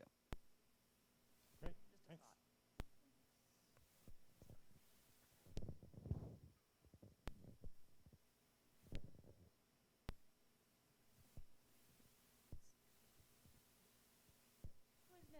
Who's next? Oh, okay, right here. Go ahead. I wasn't sure if there was going to be was that a comment or a question? That I just... I thought it was a comment. Yeah. Oh, okay. I thought there was a question in there. Sorry. So my name is Andrea from counseling, and during the video about racial anxiety, oh, by the way, I so appreciate that you're doing this, and it's very inspiring to think of this vision for all students having full support to reach their dreams. But during that video about racial anxiety, it reminded me of talking to classmates of mine when I was in school, classmates of color, and they're feeling that as a minority on campus, if the conversation went towards minority status, they were always the token, what is your experience as a black person? What is your experience as a queer person in the classroom? And they didn't like that. They didn't like having the conversation always about them, or they had to speak for their group. So as a white person who passes pretty well among all heteronormative groups, if I want to be open to conversation about rape, sorry, whoa, did I say about race? Well, that's another thing that we were talking about. Gender is a thing on campus too. If I want to be open to those kinds of conversations, how do I initiate that kind of conversation without making my students or colleagues in minority groups feel like they're being put on the spot or they're being made some kind of token in a conversation? How is it equitable and fair and comfortable for them? That's something that lingers for me. So I don't have an absolute answer to your question, but maybe I could move your question along a little bit. In my experience, it's odd being treated as an object of curiosity. It just never quite feels comfortable. But if someone opens up to me on a personal level, then I'm more willing to open up to them on that level. And if they get even more deep about their experience, then I'm willing to get more deep about my experience. So if I asked you, how do you feel about being white? How would you begin to answer that question? I'm not asking that of you personally, but do you know what I mean? And I often find that people who are of European descent don't really reflect on that very much. But they are awfully curious about what it means to be Native American or Latina or black.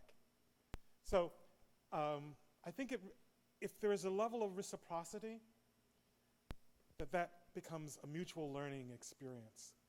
And that may help move your question along. Is that okay? Great. Thumbs up. Okay. I'll let the mic folk do that, but there's a question down here too. My name is Stuart Altshuler. I teach in the Addiction Studies program. Did you say Indigenous Studies? Addiction Studies. Addiction Studies, okay. Yeah, we're actually training addiction counselors. And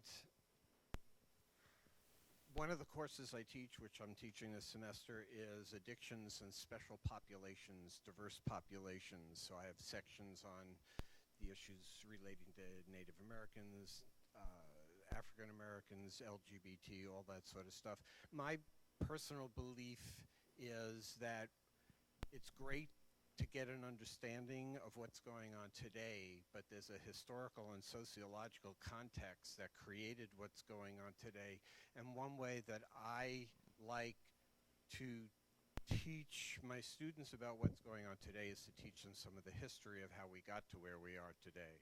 So for the African American section, I usually show a documentary on the Freedom Riders and the Civil Rights Movement. For the LGBT, documentary on Before Stonewall, and the band Played On, which is about the AIDS epidemic, and so on and so forth, because no matter what course I'm teaching, everything, even in terms of drugs and addiction, has a historical and sociological context that I think is a real important foundation to gather a better understanding of what is going on today amongst diverse populations and stuff. And I know you keep referring also to the concept of color blindness, which personally I don't believe anybody's colorblind, and it's interesting. I'd like you to talk a little bit more about what you really mean by that, because I don't think that's something any of us ever achieve on a certain level. Yeah, and the research indicates that actually no one is, at least in this culture. Um, I want to applaud you on, everyone heard his question, right, about color blindness? Yeah, so the research indicates that no one ever actually is.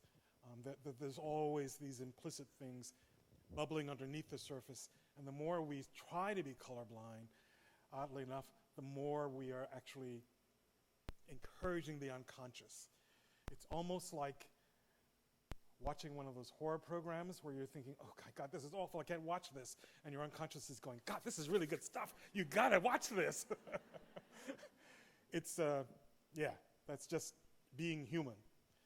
I really want to applaud you for actually looking at any of social problem within a larger social context, especially around addiction. But I think this is true of any social problem. And that you don't just focus on the tragedy. You know, I mean, God knows, I certainly learned about, growing up in Columbus, Georgia, I certainly learned about slavery and, you know, though not as much as I've learned since then in terms of, well, nuances of it, much more history dug in, you know, the libraries. But it was always from a negative kind of, you know, this was really done to you, and so you were really messed up. No wonder you're such a mess. No wonder your whole culture's a mess. No wonder your family's a mess. And actually, my family was doing pretty good. But instead, show the positivity of struggle. So some of you may be aware of this study where they flashed images of women, and they showed images of women in scantily dressed and women professionally dressed, and the overall reaction of most males and some females was nevertheless one of rating them less than when they were flashed images of males. And the one difference is when they began to show women in action on behalf of themselves. Agency actually inspired a higher sense of regard than almost any other factor. So no matter how professionally you dress as a woman, if you actually act with a certain level of power, that commands respect. Now, people may not like you. That's a different question. But people will respect you. And likewise with groups of color. If you show them actually achieving something, improving their lot, having the positive struggle of the freedom rides or Stonewall or on native reservations. There's a thing happening right now in North Dakota, some of you know. Yeah, Stone Prayer Circle. Then that's a very positive thing for both your white and others of color. There's a woman back behind you. There's right here. So I'm Kathy Cox. I'm the library director, and thank you for your shout out for libraries. I adore libraries. I'll say it all day. But one thing that occurred to me, and this is more a comment, so I don't know if you'll want to respond to it or not, is that we also, I think, need to be aware of that people we interact with are not always as they seem. And I'm thinking of several friends of mine, one whose mother was from Jamaica and her father is a Russian Jew. And she, you know, the stories she has about growing up black in Saratoga and Cupertino. Or another friend of mine who is blonder and fairer than I am, but is a tribal member with a Native American tribe. And so the seeming that provokes bias or provokes bias and prejudice is not always the same as the reality. And that's, I think, something that we need to keep in mind too. I agree. Don't judge a book by its cover. Sorry for the library reference. Yeah, hi, my name's Steve Jackson. I'm math department. I just want to share something that I found so very disturbing a number of years ago. I had a Math 120 intermediate algebra class, and I had a couple of African American students, and one was a female, one was a male, and we would talk about things after class, lots of things, different things, race being one of them. So one day we're talking, and I said, quick, think of, in your mind, an image of a typical American. And she paused. And it was disturbing because she started relating, would be white, you know, and going on. And she was really disturbed by that. And it was very interesting that that's what she thought of. Yeah. Yep. So this is our mind on 5,000 images a day that the average person in this room is fed through media, images, messages, radio, newspapers. This is what we come up with. And it is tragic.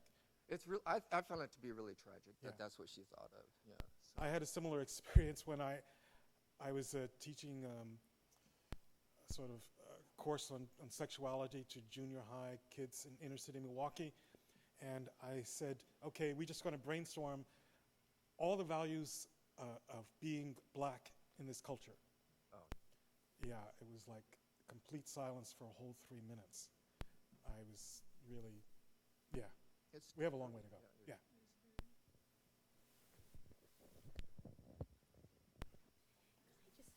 Oh, please.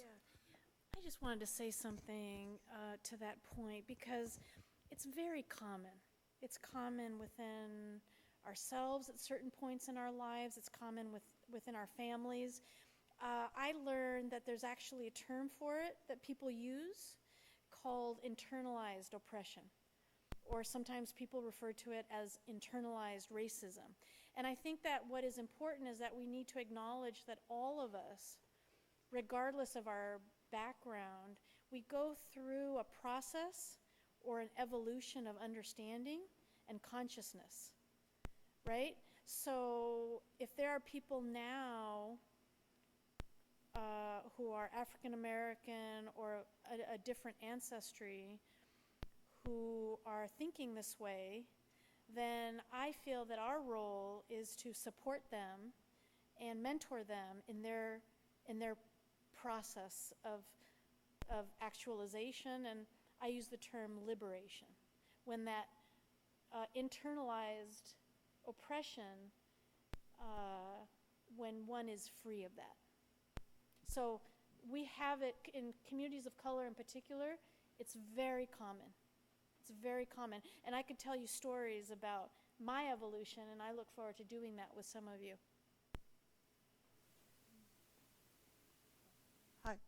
Hi, I'm Wendy Butler. I teach Read 260. And one thing that I didn't hear today so far was conversation about people with learning challenges, learning disabilities, who we do have at College of the Redwoods. And in my class, I've got a variety of students. I've got students with learning challenges. I've got students of different races.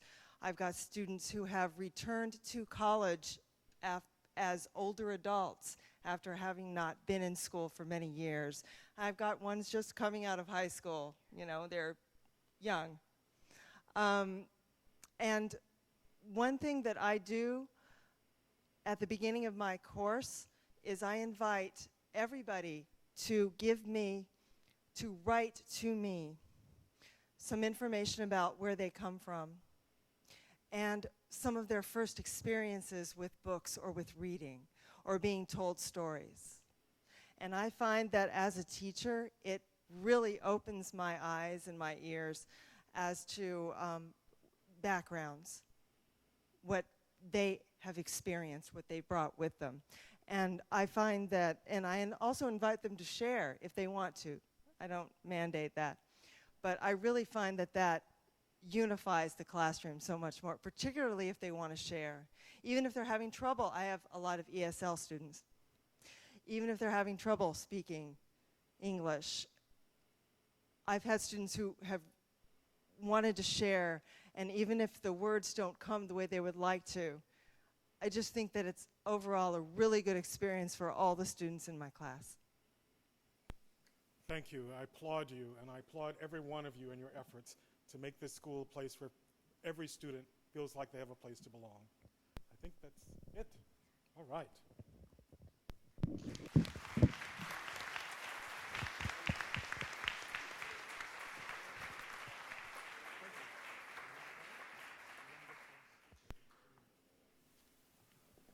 I'm going to move the little platform just a tad. Anyway, it is time for a break. But before we break for 10 minutes, I want to thank Ron and Renee for this discussion today. But also I want to let you know how proud I am to be serving this institution with you. Just your comments today were just fantastic. But I also want to say, as Ron said, finally I will say, that one of the greatest gifts I had last year, my first year as interim president, was my Friday conversations with Mark Winter. Now, Mark's going to be very embarrassed because I just gave him a shout out, but I look forward to Friday after 5, because every Friday after 5, Mark would mosey down to my office. We would just sit and talk about race, his experience, my experience. That was probably the only honest conversation about diversity that I've had at College of the Redwoods, but was my Friday evening meetings, so to speak, with Mark Winter. And I've missed that, and I will miss it going into my second year. So, Mark, thank you very much. Appreciate it. Okay. Let's take a 10-minute break, and we'll be back here at 11:15 for the Service Awards.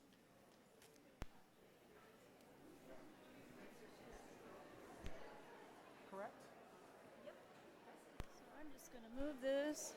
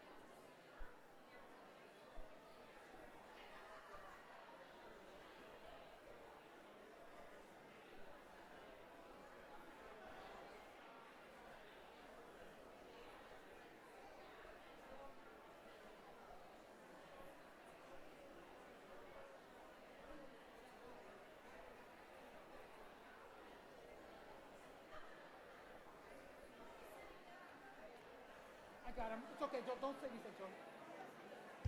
Okay, if we can go grab our seats.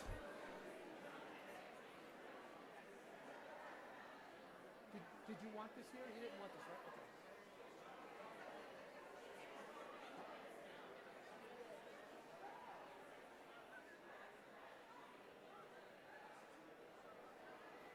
Okay. Yep.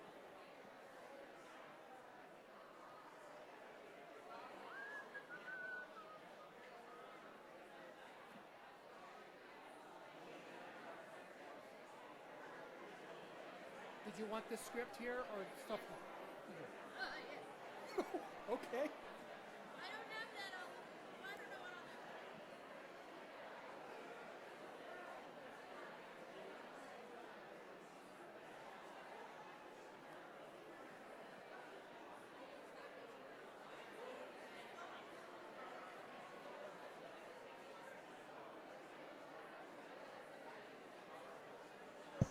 Could we please take our seats at some point? Like now, so we can get started, because people are staring at me to get going if I can. Stay on task.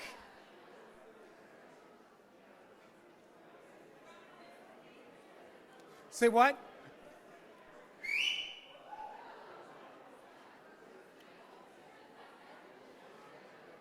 There goes Wendy Riggs jogging to her chair.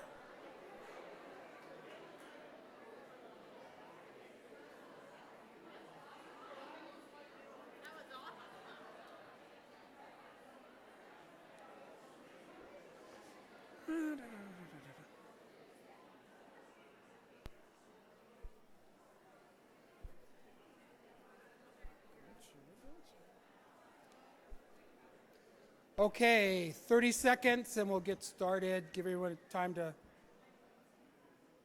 collect themselves.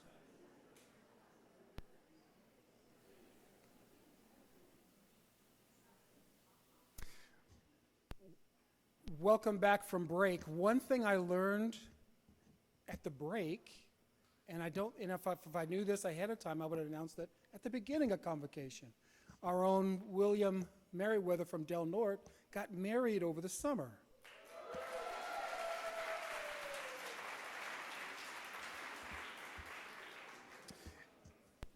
It is my pleasure to introduce our Director and Chief Human Resources Officer, Wendy Bates, and she will hand out the service awards.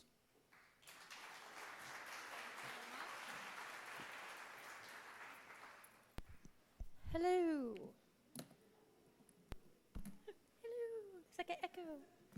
Okay. So here we go. Everybody ready? Yes. I didn't hear you. There we go. That's what I like to hear. Okay, first we're going to start off with 5 years of service. Okay. Angelina Hill.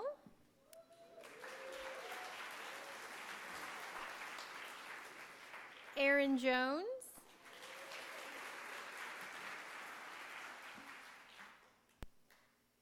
Tasha Kaholi. Lee Lindsay. Mike Magliano. Laura Mays. Crystal Morse. Scott Piper. Debbie Romero. 10 years of service. Shireen Cockram. Jessica Herrera. Mike Peterson. Edith Ramirez. Christopher Roop. Erica Silver. Keith Snowflamer. And Shannon Sullivan. 15 years of service. Amazing. Joy Bissett, Joe Hash, Marla Ovick, John Pedicino, Brady Reed, Chris Romero, and Connie Wolfson. Now I'd like to invite Keith Snowflamer up to the stage to hand out the following awards. For 20 years of service and above, I would like to ask the award recognitions to come up to the stage to collect their awards, please. For 20 years of service, Barbara Jaffrey.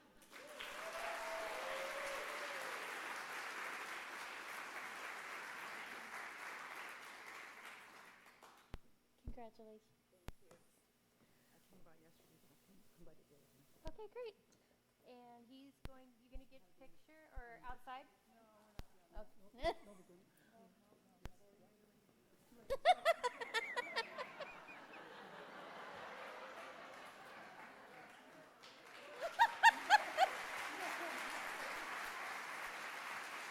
Oh, that's good. And Thomas Oliveris. Is he here? Nope.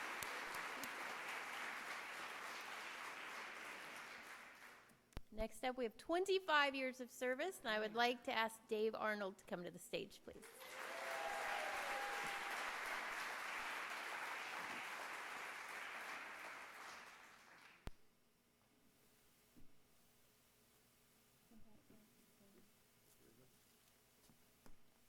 Now we're coming. He's not going to get away this time.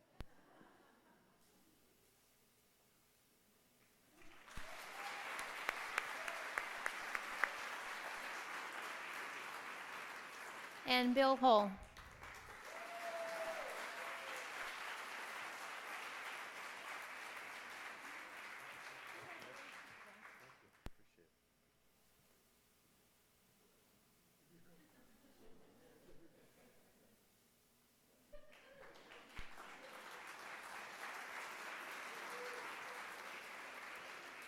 Cindy Hooper.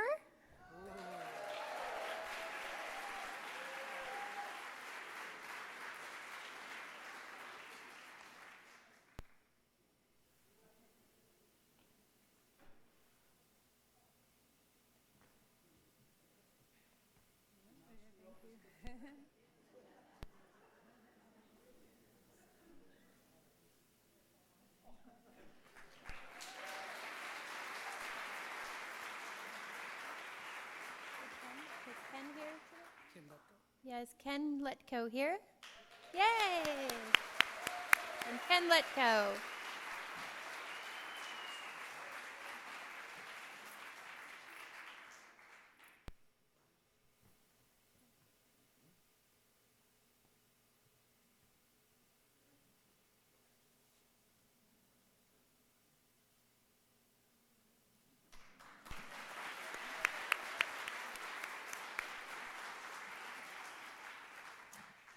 Before I call up the next one, I need to say a few words about the following years of service recipient. 35 years of service. So don't come up to the stage yet, please. As many of you know, I started here in April. What many of you don't know is I attended College of the Redwoods in 1991. I worked here at CR as a student worker in the counseling office with Lynn as my supervisor. To arrive back here 25 years later and see Lynn was still here made my entire day.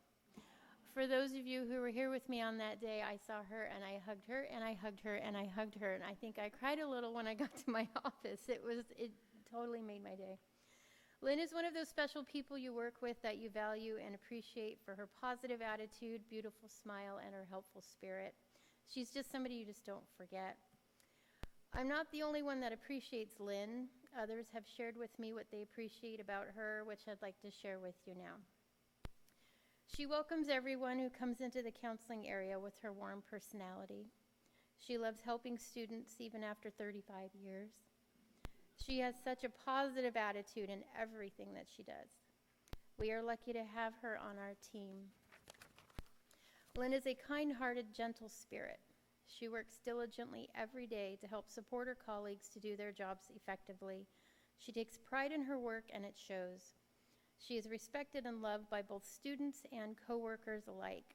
Her institutional knowledge is invaluable, and her friendly and giving nature is appreciated by all who interact with her. She's simply the best. I love working with you, Lynn, but even more than that, I love who she is as a person. Lynn puts her heart and soul into helping others, from those who are closest to her to students she's never met. Every day I see her working her tail off while still maintaining a wonderful natural air of patience, grace, and good humor.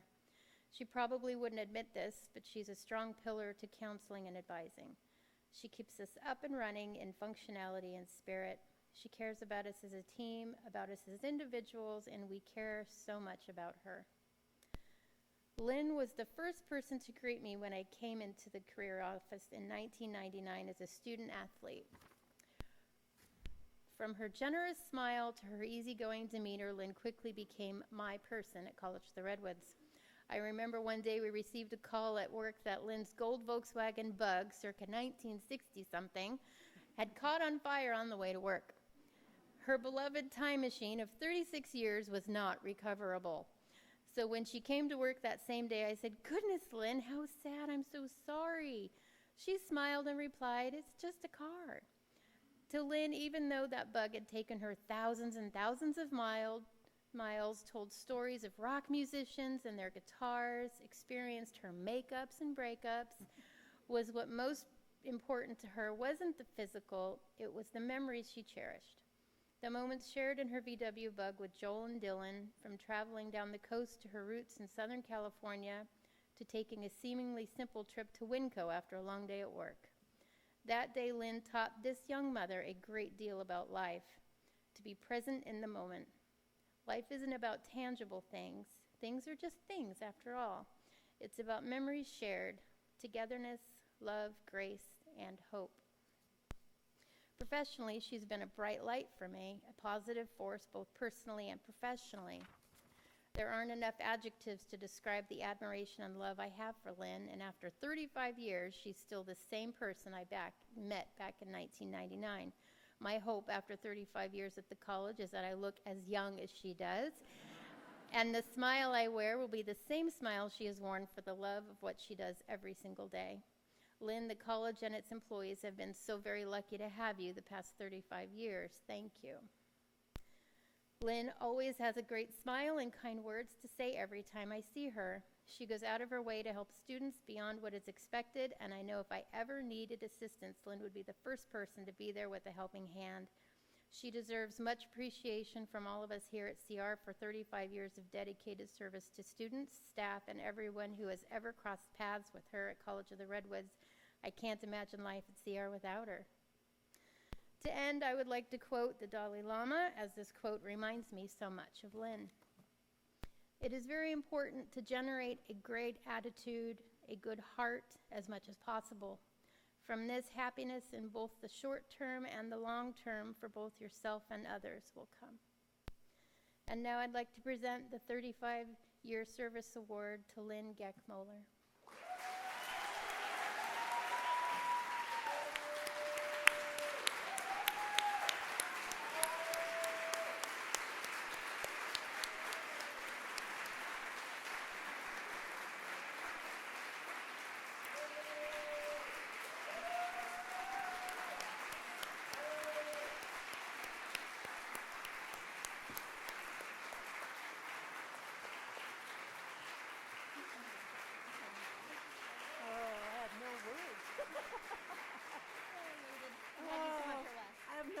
I just have to say this is the best place to work. It's been a gift. I've met so many wonderful people over the years. Wendy was a fantastic work study student, but just so many wonderful people, and just thank you very much. It's been a gift to me, so thank you.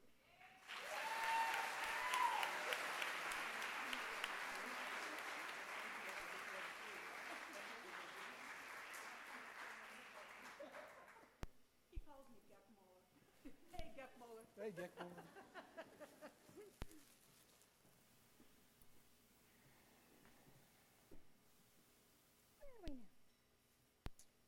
And now to recognize the longevity of our associate faculty, please join us in saluting the most senior of our associate faculty. Please stand as your name is called.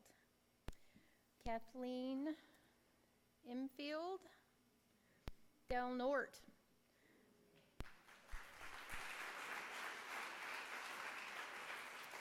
Greg Smith, Mendocino.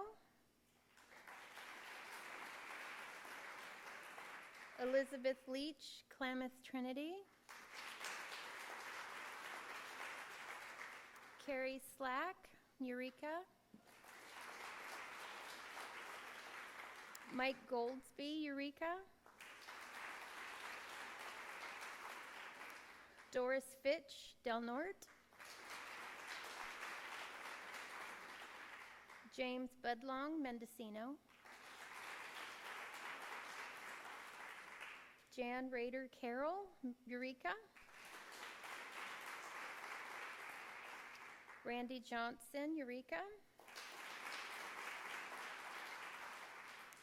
Jim Fallman, Del Norte. Carol Ryder, Eureka. Bill Crow, Eureka. David Oren, Eureka. Karen Harvey, Eureka. David Tripp, Klamath Trinity. Ann Sullivan, Eureka. Mary Malahan, Eureka.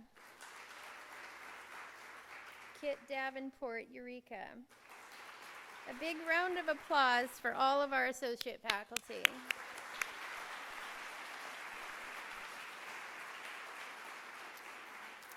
And now I'd like to invite up Connie Wolfson, who will introduce our Associate Faculty of the Year.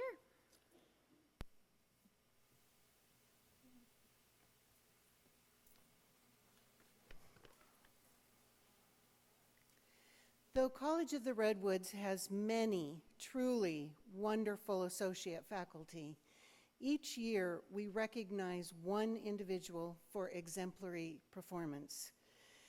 Normally, this award would be presented by last year's winner, but Colette Beaupre retired, our longtime botany plant science instructor, so I have the privilege instead. The recipient of this year's award has been teaching at College of the Redwoods for 9 years, and during that time, she has made a huge impact in many arenas. First and foremost, she is a strong supporter of student success. She has created interesting, real-life assignments to engage students. She gets students collaborating and working in teams, even in online courses. Her students are likely to receive a personal phone call if they need encouragement. She works with students beyond the classroom as well. She has even risked life and limb to accompany students on an ASCR-sponsored whitewater rafting trip. This faculty member has been an active and committed participant in the CTE division, teaching and developing curriculum for credit, online, and non-credit courses, and writing grants as well. She has taught at the Mendocino and Del Norte campuses in addition to Eureka. She is a tireless advocate for all associate faculty, serving on the Academic Senate, the CRFO Executive Committee, and as chair of the Associate Faculty Committee. In addition to teaching, this instructor has been involved in the Volunteer Income Tax Assistance Program during her entire tenure at College of the Redwoods. And 3 years ago, she formed an educational coalition with the IRS, HSU, St. Bernard's, and CR. These institutions together train students and volunteers in preparing tax returns, and this coalition prepares more than 75% of all returns completed in Humboldt County. Wow. For her commitment to students, to the teaching profession, and to the district and community, I am pleased and honored to award Associate Faculty of the Year to Sandra Rowan.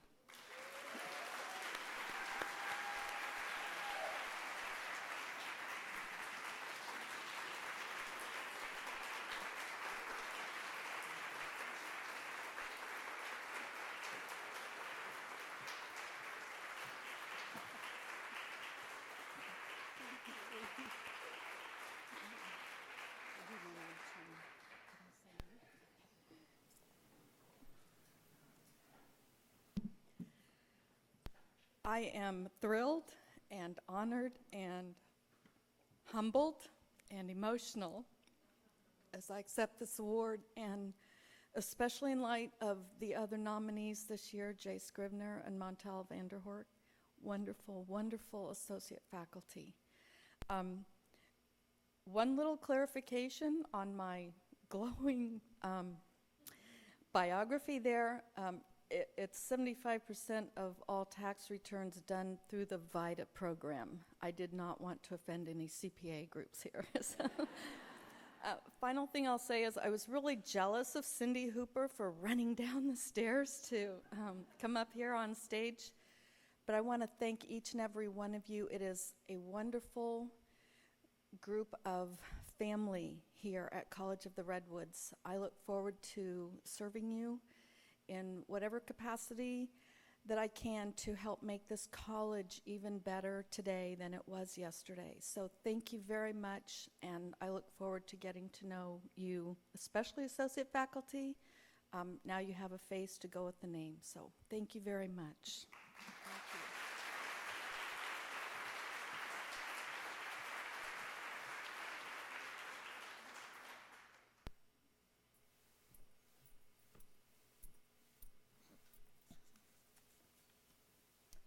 And now Crystal Morris and Tammy Ingman will present our Classified Employee of the Year Award.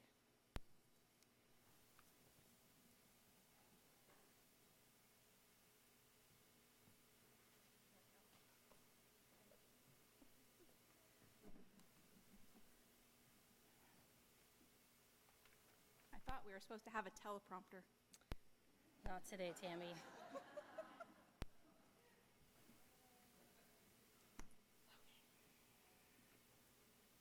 Let us recognize, this isn't going to work for both of us. Is there another microphone?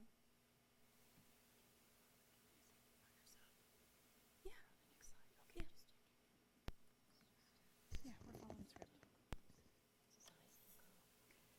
Let us recognize all of our nominees for Classified Employee of the Year. And the nominees are Tom Cossey, Dominique Gardon, Morgan Thompson, Debbie Topping, and Tina Vaughn. Can we have a round of applause?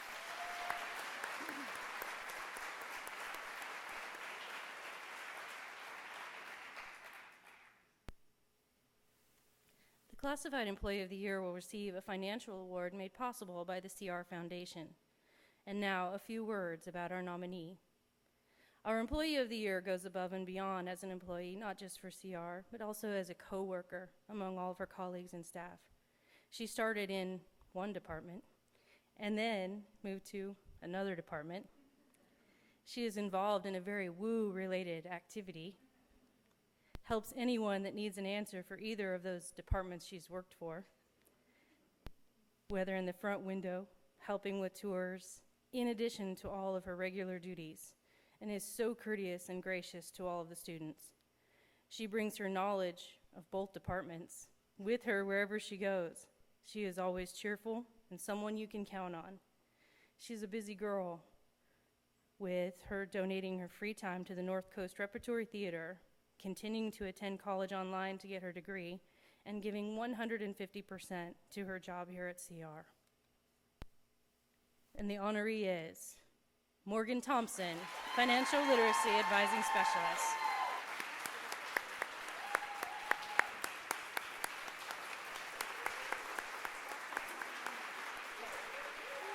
Here to the side.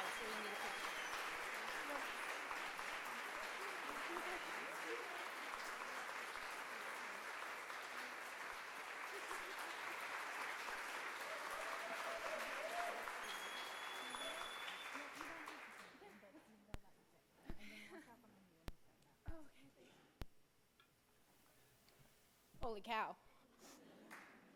This is so awesome. Put my serious face on here for a second. I just want to say thank you to everyone. This is amazing. I think that it is so awesome to work here. Education is my passion, so to be honored for that is deeply moving for me. And I just want to extend all of my gratitude and love to each of you. And I love working here every single day. It's a party. I have great friends here, and I just love it. So thank you for honoring me with this award. I take it to heart, and it means a lot to me. Thank you.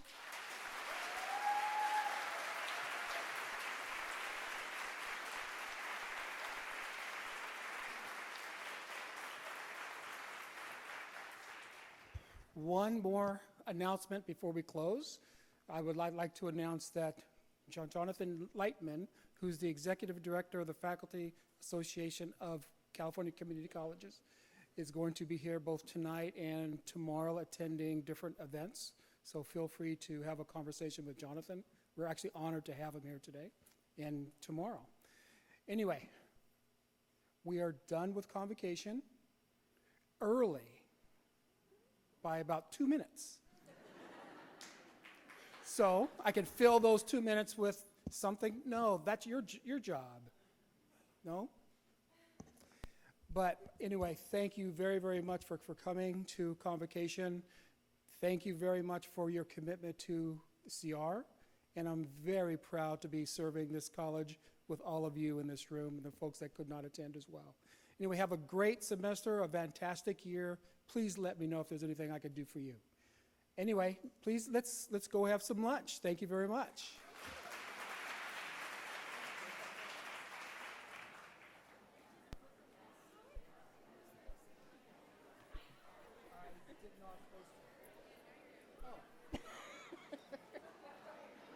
Not that it matters.